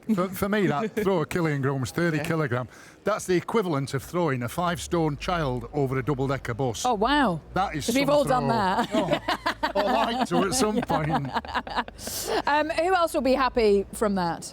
Obviously, Andy Flynn didn't have to put all the effort in to finish the run. He knew that Killian had outdone him on that one, and he knew he was through already. Killian's going to be over the moon. To finish that run, 30 kilos, so hard. You can see here, Andy Flynn tried it a couple of times. He missed it, and then Killian took his time and just went, and he got it over first time. He really smashed that. But in terms of the eliminator, we now know it'll be Jamie Nelson, Luke Spaduti and Paul Smith. Yeah, 3 times winner, Paul Smith. We knew, you know, Paul Smith's been struggling, but he's always been lucky enough just to scrape through, or he's always had an event where he to just get him out of the woods. But I think now, me and Lucy were talking off camera, and I think now Paul Smith's time's run out. His luck's run out. Yeah.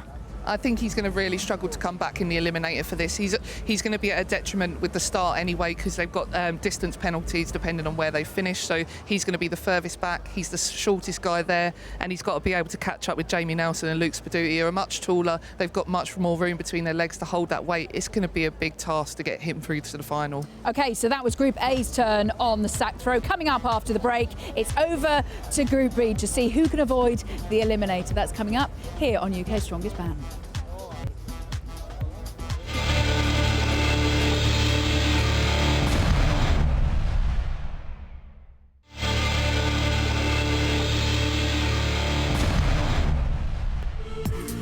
Welcome Welcome back to UK's Strongest Man, where it's nearly time for Group B's turn at the sack throw. But here's how the leaderboard looks after 3 events. Regarding Group A, Andrew Flynn flying, sitting top of the tree, but Killian Groom just beating him in the sack throw, with Chris Beetham probably getting a little bit lucky and narrowly avoiding the eliminator. But Paul Smith, Jamie Nelson, Luke Spaduti will all be competing in that eliminator. Here's how things look for Group B after 2 events, because they've got the sack throw to come. Dean Mason, Rory O'Hagan, you know, managing to fight back in the Titanic Compass, Alex Ferry as well, and Drew Redfern. I mean, they're level on 8 points, Jamie. Yeah, and they're going to be going against each other.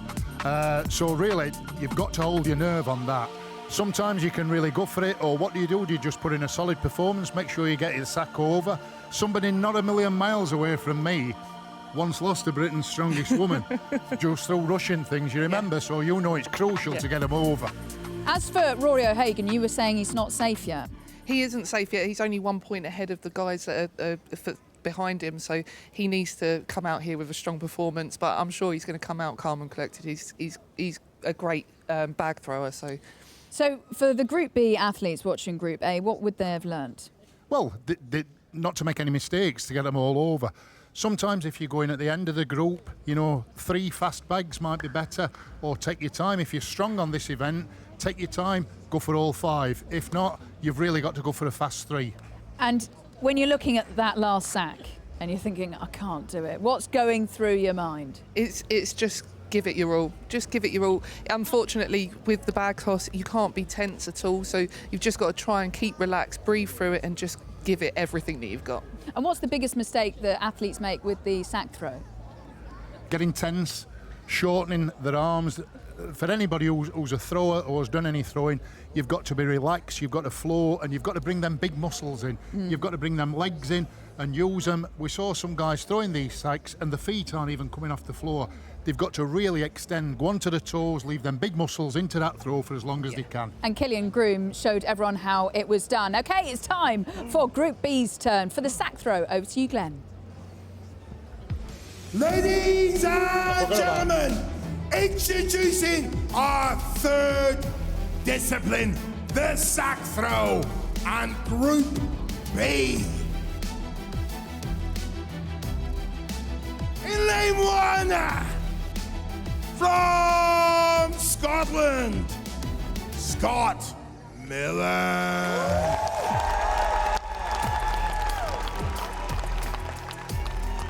And in lane 2, from Scotland, Connor Moynihan. Strong men, take your position. Time to power up. It's almost certain that we will see the 2 Scots in the eliminator, but remember, there is a bonus for the most points you can get, and if you've got a point advantage over a rival, that will give you a 1 metre head start in that eliminator. So it is not going to be wasted energy, anything they do here. Monaghan has hit 2 already. He's now got 3. Milne looking to catch him up, and that's going to sit there. Well, they've got to give it to him, surely. Well,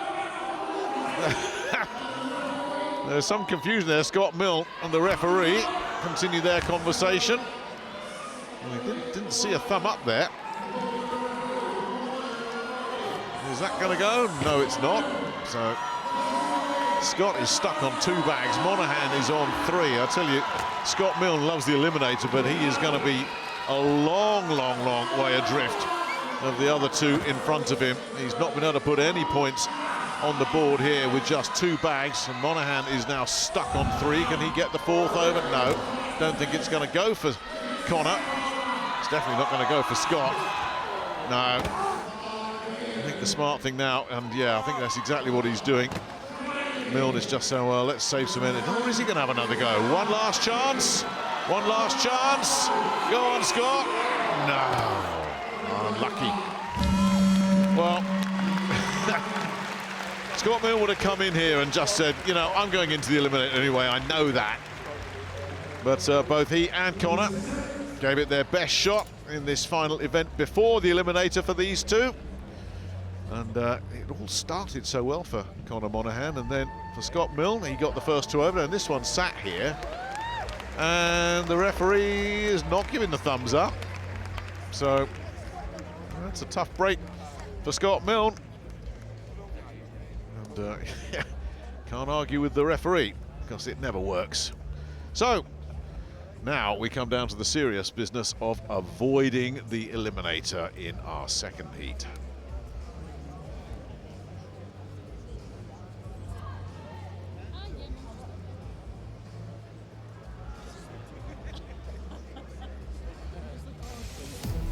Ladies and gentlemen, Group B, Heat 2.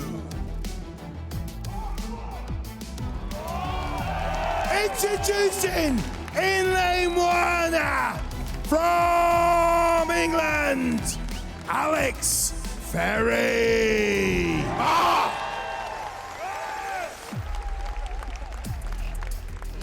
And in lane 2 from England, Drew Redfern.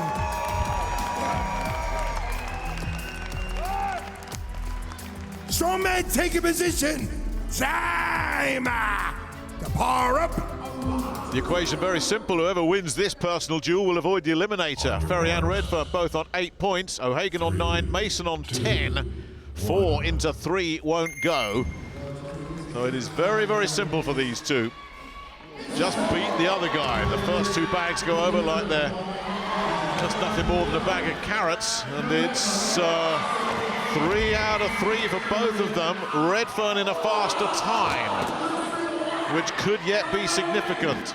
They're both going to have a second go at this 4th bag, and it won't go. So at the moment it is still Redfern that has the advantage.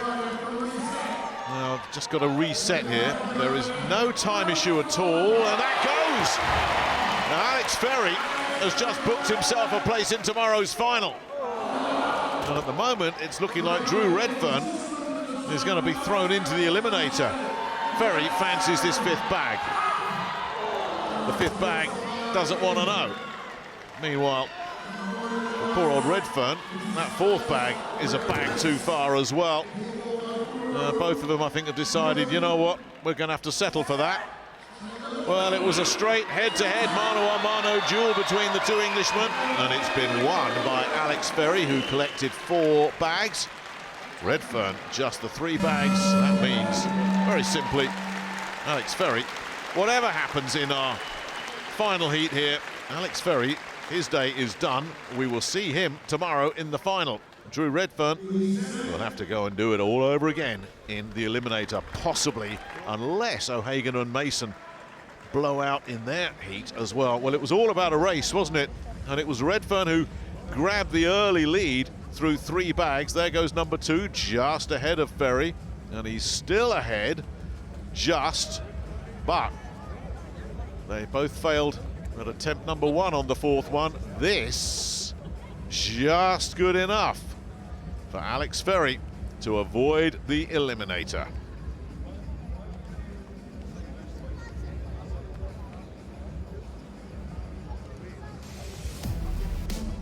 Ladies and gentlemen, Group B, our final heat 3.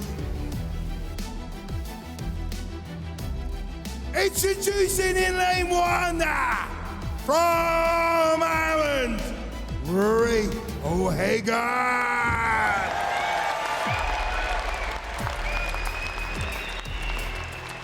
And in lane 2 from England, Dean Mason.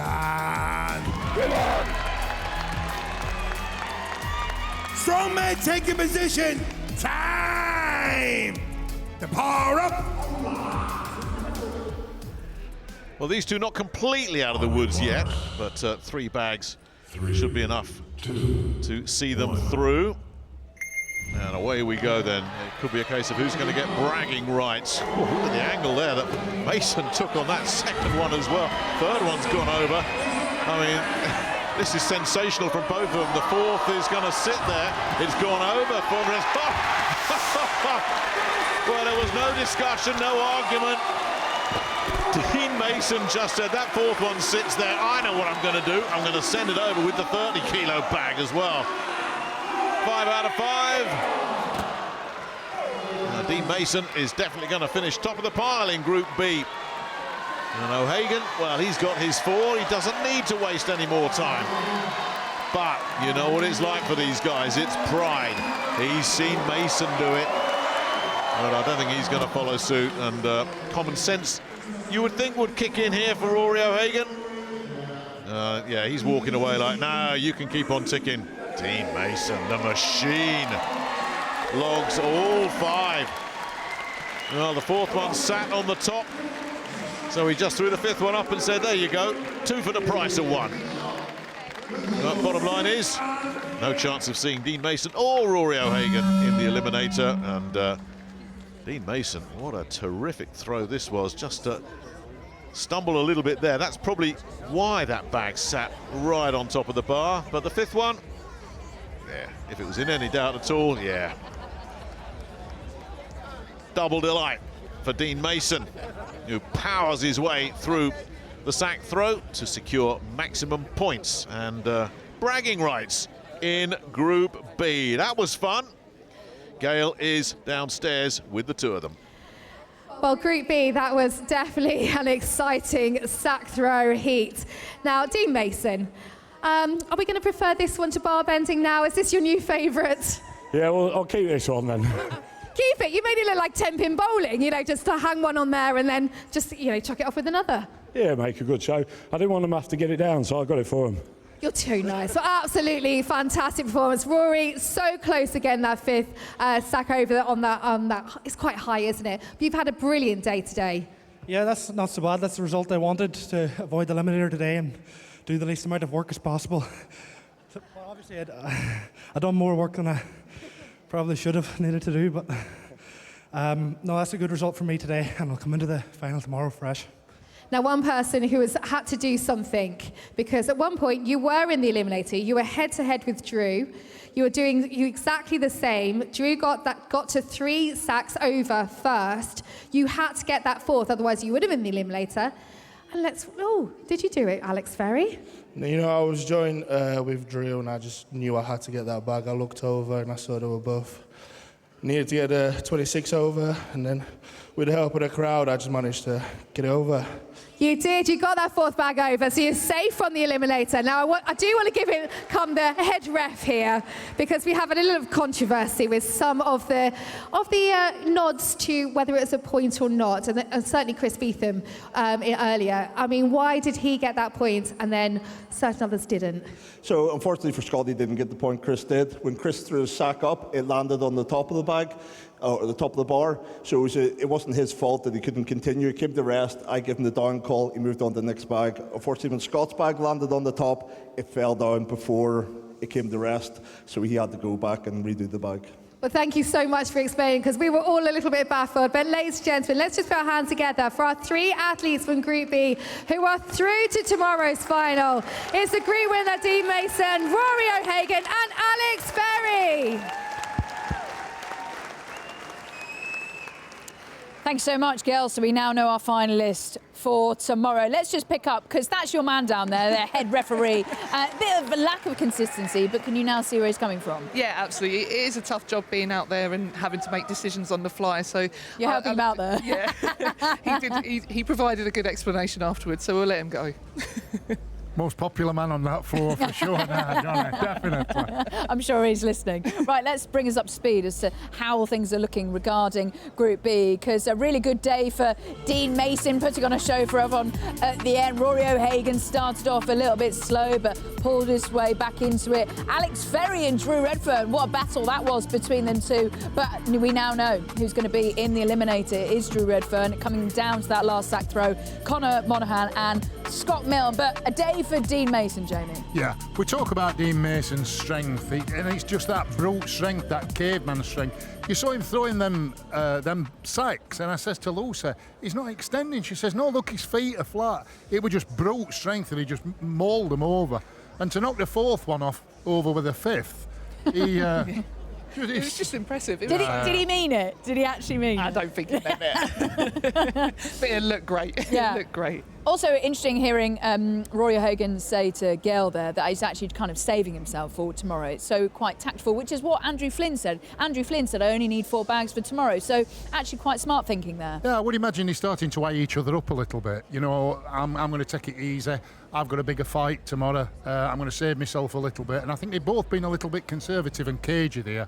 But secretly, they'll be looking at each other and eyeing each other up for tomorrow. And Alex Ferry through to tomorrow's final. Just put into context how big that is for him. That's huge. It's going to be his first UK Strongest Man final. He's 2 times winner as a junior, and now this is his first time as a senior athlete coming through. And he's going to be a threat in that final. It's not the events aren't too bad for him, and he's just going to be. I think he's going to do great. Yeah. To be honest, I think Drew's got to really go now because, unfortunately for him, Scott Milne's best event is the Eliminator. That's if he had to pick any event out of all these shows we've done, the Eliminator is his favourite event. So who should be the most worrying the Eliminator then? I think. I don't think it's cut and dry with Scott today because he's at the bottom, so he's going to again have that distance disadvantage. Drew, I think we've got to give him credit. He was a late call-up for last week, and now he's battling out for the final, and he's doing a good job. He hasn't been too far behind. I think that distance that he's going to have that benefits him, that's going to do the world of good. We've got to go to the Eliminator now here on UK's Strongest Man. I love this bit. This is where all the jeopardy lies. Don't go anywhere. This is not one to miss.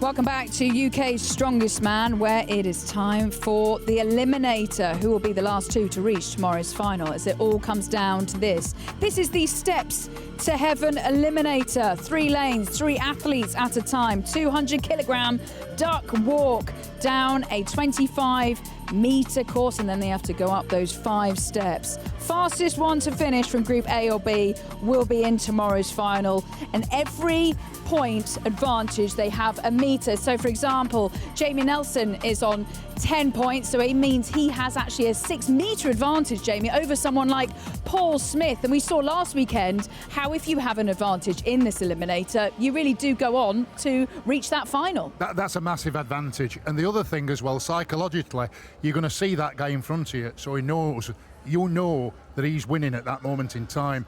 And when they get to the stairs, they've got to lift the 200 kilogram, 32 stones, up 5 stairs. This is a killer. And it's they don't want to find themselves in this position because they're going to fatigue even more for the final tomorrow. How difficult is this duck walk? It is really difficult. It really suits the taller guys. You have to hold the weight between your legs. It bashes into your thighs, so you can't take big strides. And it's just a matter of moving around that weight. It's so difficult to do that I think some of these boys are going to struggle. They're going to make you look hard. Well, yeah, like Paul Smith, he's probably one of the smallest of them all, so he's going to struggle here. He is.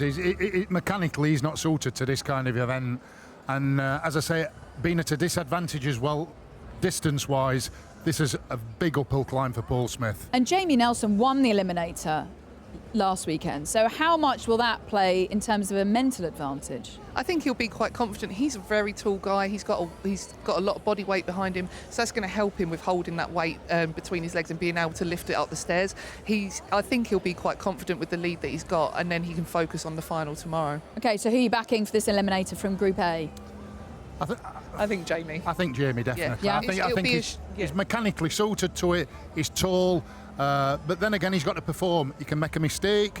You can pull an adductor muscle because you're running at a really weird angle with that weight in between your legs. So just not make any mistakes, and I think he's going to go through. Okay, let's get down to Gail Ems, who's with the athletes ahead of this Eliminator. Yes, I've got 3 athletes here who are just looking up and down their route. It is the Eliminator time, and it is somewhere that these people do not want to be in. And Paul Smith, I'm going to come to you first. Now, this is not usually where you are. You are in this Eliminator. It's not been the best day for you, but you are a 3-time champion at this event. Can you use all that experience and get through today? I've got no other choice. Just got to leave it all out there now. But it means that much to you. You are a champion, and you know you need to do this. And I can see it in your eyes. You've been looking up and down that course. You know exactly what you need to do, and you're going to give everything. Yeah, I've been here before, I've done this event, not in the eliminator, but in the final. Just got to go fast. And I think you will. And I'm going to just move over to Luke. Luke Spaduti, you've just had... you look very calm, Luke, but I'm guessing inside maybe not. Yeah, it's been a bit of a low day, but at the same time, I've done my best, and that's all I can ask for, really. It's my last chance to prove Glenn's prediction wrong, so I better do my best. I love it when people want to prove people wrong. Now, it is a tough course, but you've got a slight advantage over Paul. Not quite as much as, to your other side with Jamie, but is that going to give you enough? Yeah, I'm just going to be as fast as I can, be hot on his heels and see what happens. If we get to the stairs and we're close, who knows? Now, I'm going to come over to Jamie Nelson. Now, I'm going to say you're an advantage in this eliminator for two reasons. Firstly, you got through the eliminator last week, so mentally you know what to do, but also you've got a bit of an advantage, up on the eliminator as well, so you must be feeling confident. Yeah, confident, but hopefully I don't lose it now, otherwise it'll be a big shame. But it's been a tough day. I know you had the bar bending was great. How disappointed are you that you are in the eliminator? Yeah, quite disappointed, because I thought I'd stay out of it, to be honest, because Compass and bar bending is quite good events. Saktos not so well, but I thought I may have done better than Luke. But yeah, quite disappointed, but we'll bring it back now. Ladies and gentlemen, this is going to be a very, very tough indeed, especially after the events we've had. Can you just show your appreciation for our three athletes as they get into positions? Ladies and gentlemen, Paul Smith, Luke Spaduti and Jamie Nelson.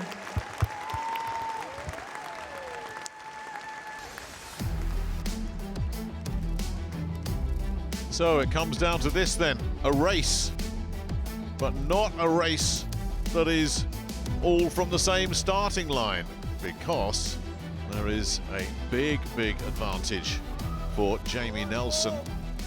Paul Smith will start, as you can see on the far side, with that 200 kilo weight on the start line. 6 meters ahead of him, it's Jamie Nelson, who also then has a 4-meter advantage over the man closest to us, Luke Spaduti. Of course, you would want to be front running, but you'll also feel the pressure if things start to close up on you. For the last time today, let's officially meet these three athletes. Ladies and gentlemen, this is the Prize Guide UK Strongest Man 2026, our final eliminator. 200 kilos of back-breaking speed will be required up the course. Introducing our Group A. In lane 1, from England, Paul Smith.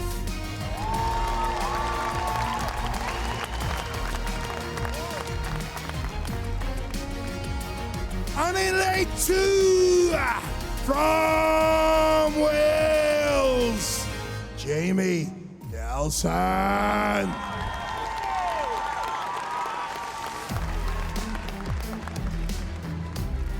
And in lane 3, from Wales, Luke Spaduti.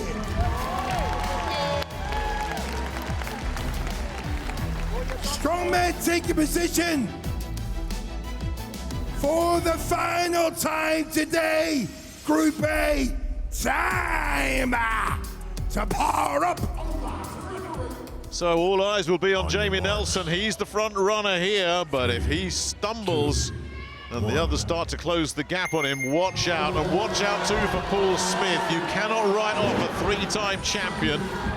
Nelson made a nice steady start. Smith has closed some ground. In fact, Smith is in danger of overhauling Spaduti, but there is no stopping Nelson, who is at the steps. Smith has just got to the steps, but it looks like Nelson, if he can keep this rhythm going, is going to just get there, and does. Tell you, he needed all of those 6 meters because Paul Smith was closing the gap on him.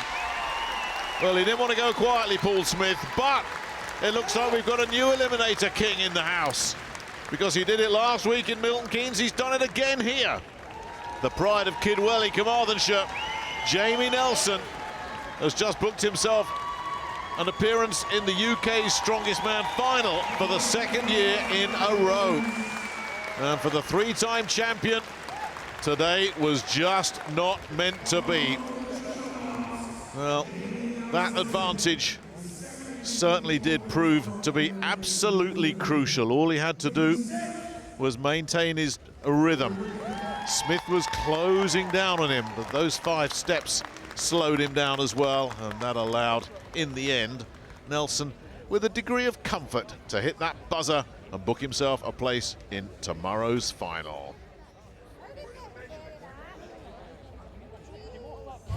So I've got the winner of the Eliminator. It's Jamie Nelson. Jamie, I mean, talk to me, because there was a huge advantage there, an absolute advantage. But you had Paul Smith hot on your heels there.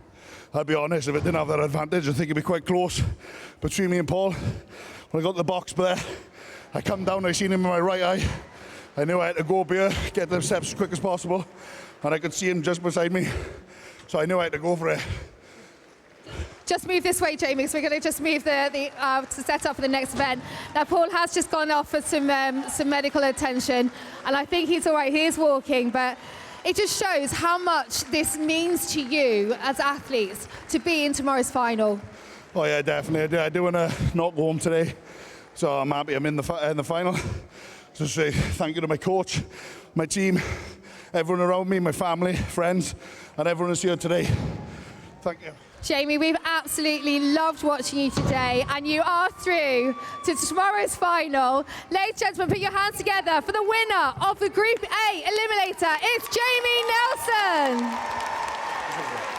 Pick up the units, let's go.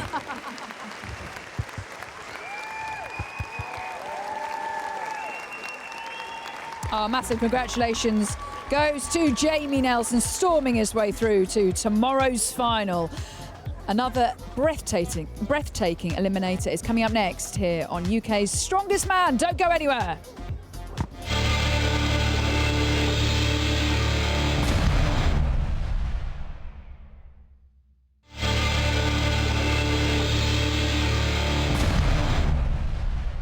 Welcome back to UK's Strongest Man, where we are into our last event of the semi-finals today, and it's a good one. All the jeopardy lying here. Group B's chance to try and reach the final, as it is the eliminator. We've just seen Group A and Jamie Nelson doing it once again. He won the eliminator last weekend, and then he won again today. I mean, what a huge moment for him, Jamie. Fantastic. I think we saw something in Jamie on that compass that he dug in and that he really wanted it. And I thought, you know, Paul Smith had all the capabilities to catch him, but he really wanted that. He really wanted to win that. And he did it at quite the pace as well. Yeah, he didn't make no mistakes either. But he's built for that. He's tall. When he got to the stairs, he knew Paul Smith was behind him and catching him, and he didn't panic. So he's grown in confidence today. And he had that advantage over the other two. Yeah, the advantage really did pay off. I think if Paul had been a bit closer to him, I think Paul might have had him today. But he should be really proud of that performance. It was really good, and he's through to the final next weekend, and he seems to have a fire in his belly this week. So it's good to see. Yeah, and he's a crowd pleaser as well. They all certainly enjoyed his performance. Absolutely. But one of the headlines of the day is the three-time champion Paul Smith is out. Yep, you can only ride your luck so far, and I think Paul scraped through. He scraped through into the semis.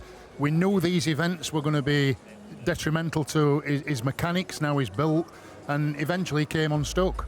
As for the eliminator for Group B, which is coming up in a minute, you've got Drew Redfern, you've got Conor Monaghan, and then Scott Milne with that every point, every metre advantage. So for the likes of Drew Redfern, you know, he's 6 metres ahead of Scott Milne. So are we going to see the same that happened with Jamie Nelson? Well, we call Scott Milne the king of the eliminator because this is his favourite event. But how can he when he's so far back? Well, I don't think he can. And I think Drew Redfern, he's come well prepared. You know, he got in at last minute as a late replacement. He's lost 15 kilos in body weight training. He's in good shape. So I expect him to move a lot better than he has done previously when he's come to these competitions. Yeah, I would love to see Scott make the comeback of a lifetime, but I think this one is definitely Drew's. Definitely. Okay, let's hand you over to Gail Ems, who are with the athletes for Group B to see who will reach tomorrow's final. Gail. Yes, I'm here with Group B Eliminator athletes. We've got Scott, we've got Connor, and we've got Drew. And unfortunately, these three do have to race each other in the dreaded stairs of hell. Connor, last week, in the qualifiers, you were having the time of your life. It was like a party. Slightly different today. I'm still having a good time. I mean, this has been just a crazy experience. So I'm in the Eliminator. All I can do is do what I can do and see how far that will get me. I mean, not bad for your first UK strongest man finals, really. No, I mean, I didn't do the first Eliminator, got straight through. So now it's just do what I can do and hopefully get through again. Now, you are up against someone that we call Mr. Eliminator. Scott Milne, you love one, you're in it in again. However, I'm going to mention you don't have any advantage at all. You are starting right at the start. I mean, how much of a difference, can you still do it? Look, I might be down, but never count me out. I'm going to fight all the way to the end and see what we can do. You did it last week, and this is what we love about you. You push everything, you give everything till the end. And I know how much it means to you to be in that final tomorrow. Oh, definitely. Picked up a wee hamstring injury in the Conan's wheel there. Just trying to battle on, but aye, till the wheels fall off. I love that attitude, Scott. Now, Drew Redfern, you were so close to not being in the Eliminator until Alex Ferry threw that sack over. Now, you have got the biggest advantage here. I mean, looking at that course, that must give you some confidence. Yeah, it definitely helps, but I'm just trying to, in my head, envision us all starting at the same time and then go full out, really. And what does it mean to be in that final tomorrow? It means everything. I mean, last year I didn't get to the semi-finals, so I'm buzzing to be here. But yeah, I definitely want to be here tomorrow as well. Right, I'm going to let you guys get into your positions. Ladies and gentlemen, let's put our hands together for our three athletes in Group B Eliminator. We've got Drew Redfern, Conor Monaghan, and Scott Milne. So it's the last act for the day for these three. One of them will advance. Drew Redfern is the man who gets the advantage. He has a 3-meter head start on Conor Monaghan of Motherwell, who nobody's really talked about as a possible dark horse, but Conor is built for speed. And then Drew 6 meters ahead of Scott Milne, who is the Eliminator king. But surely he can't overhaul this, can he? Well, you never know with Scott Milne. Ladies and gentlemen, the final Eliminator! Group B. In lane 1, from Scotland, Scott Milne.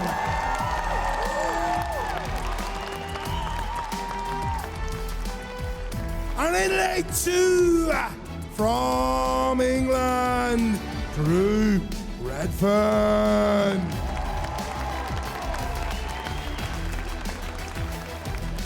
And in lane 3, from Scotland, Conor Monaghan.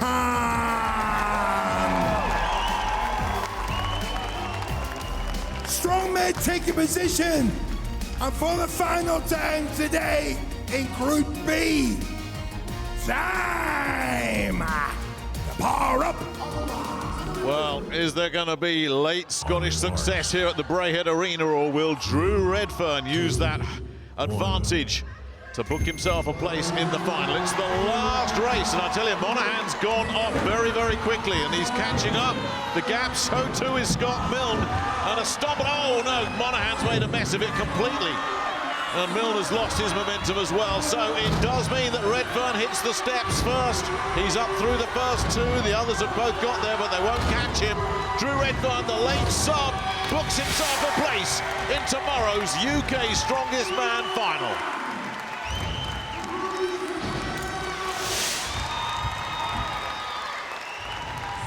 Well, what a shame that was for Conor Monaghan. Maybe he just went off a little bit too quickly. He had to, of course. But then he just dropped that 200-kilo duck on its side, and that allowed Redfern just to race away. And Scott Milne was not able to close the gap in the unofficial battle of the best beards in UK strongmen. It was Drew Redfern getting the better of Scott Milne, and I'll tell you what, Conor Monaghan can think of what might have been, because he had closed down a lot of that gap. But once he had a problem coming off the podium, that allowed Redfern just to cruise through, climb those 5 steps. He knew nobody was either side of him. He knew he was comfortable. He could even just take his time and say, there you go. Well, he was a very late arrival, but Drew Redfern isn't going anywhere. The Wizard has booked himself the final spot in tomorrow's UK Strongest Man final. Gail. Now, I think my heart rate's just gone down, but I don't know about you guys. That was one hell of an eliminator. Conor, I'm going to come to you, because what happened, it slipped. There was a slip, right?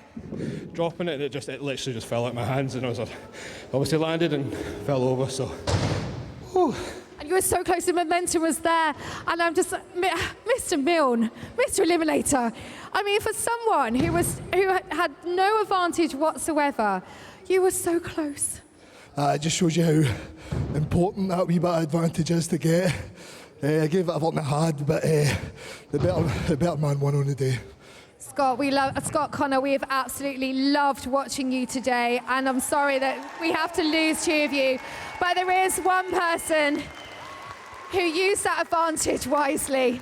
I think you're going to breathe a sigh of relief, actually, because I did at one point see Conor was on your tail, and then Mr. Milne was there as well. Drew, how are you feeling? Relieved now. I can smile again now.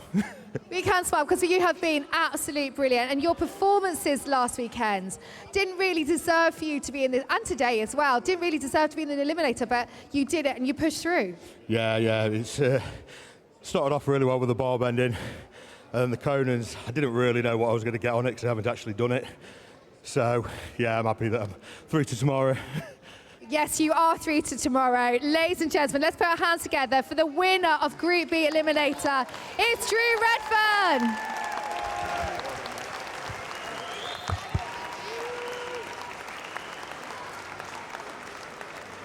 Oh, congratulations has to go to Drew Redfern. What another brilliant eliminator. Oh, it had so much excitement in that eliminator. It was brilliant. Drew absolutely deserves to be through to the final. He's had a great performance. He stayed calm, collected. He knew exactly what he needed to do. And then he gets to the top of those stairs nice and comfortably and just hits that button. It was so impressive. And look what it means to him as well. Oh, yeah, we're focused. I think he deserved to go through. His performance were really good. I felt for him, you know, when Alex Ferry knocked him out in a sack. That's the nature of things, but to come back, and he's booked himself in a final, so well done, Drew. And Mr. Eliminator, Scott Milne, getting so close, but just not enough this time. He was so close. I was surprised, actually, he gained as much ground as he did, and it just goes to show how much heart he has. He really wanted to bring it home for the Scottish crowd today. And a word on Conor Monaghan. You know, he slipped, but he still managed to get over the line. He was just pushing. You could see it. He was on the limit of everything what he were doing, and when the weight actually fell and went over, it cost him. We were never going to make that up, but at that moment in time, he was actually gaining on Drew Redfern, and you thought, oh, what if? He was very unlucky. And we now know that Jamie Nelson and Drew Redfern are through to tomorrow's final. Yeah. Good performances, great performances. The best 2 guys from the eliminators have definitely gone through. I think it's going to make for a very exciting final tomorrow. Yeah, we don't want to see the final diluted and people not getting into a, you know, the events don't suit them or heads going to drop, but I think that really sets the final up, and I think it's stacked for tomorrow. Well, that's the thing also with Rory O'Hagan speaking to Gail earlier. He said, well, actually, I knew I only need to do certain number of sack throws to get me through to the final. Andrew Flynn saying, oh, actually, I knew I only needed to throw 4 sacks. So in terms of, have we seen the best from the likes of, say, Rory O'Hagan or Andrew Flynn just yet, Lucy? I don't think we have. I think they've been extremely impressive so far for the past day and from last weekend. But there's still more to come, and that makes it really exciting for tomorrow. Yeah, I think they've saved themselves. They've saved the best for last. But tomorrow, there's no hiding tomorrow. They have got to go 100%, and they've got to go against each other as well. So they'll be eyeing each other up all day today, but tomorrow's the big day. That's when the fight starts. I mean, can anyone stop Andrew Flynn, Lucy? I do think that Rory can give him a good run for his money. And we haven't mentioned Killian Groom yet. I don't think he's actually given his all yet so far. So I think the Irish guys could be on his tail.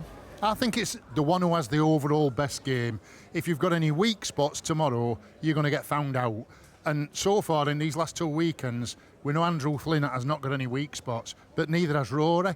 And Killian Groom is just getting stronger and stronger. And also the events are so difficult. You've got the truck pull, which is obviously a strongman favourite. Jamie, why are you rolling your eyes? After what they've just gone through, and then you just throw them a truck pull up again. It is just non-stop, but they've got to be fatigued from that. So I don't think anybody will go into tomorrow's final thinking, you know, I've got this. I'm 100% rested. I've just not done enough. I think they're all going to feel this for sure. Well, let's hear from the athletes in tomorrow's final. They are with Gail right now. Yes, I've got all the athletes that have qualified for tomorrow's final here in Glasgow. And we've only got one Scot in the final, Chris Beetham. No pressure, but are you going to be able to do it for Scotland? Absolutely, that's what we've been training for. That's what we're here for. The points go back to 0, everything to play for. Now, last year, you just lost out to a certain Mr. Flynn. I think you did it on purpose so you could win on home soil, right? Well, he's been beating me the last 2 weekends as well, so yeah, we'll see what happens. Andrew's a great competitor, but so is everybody in this lineup, so you can't focus on one person, you just got to focus on yourself.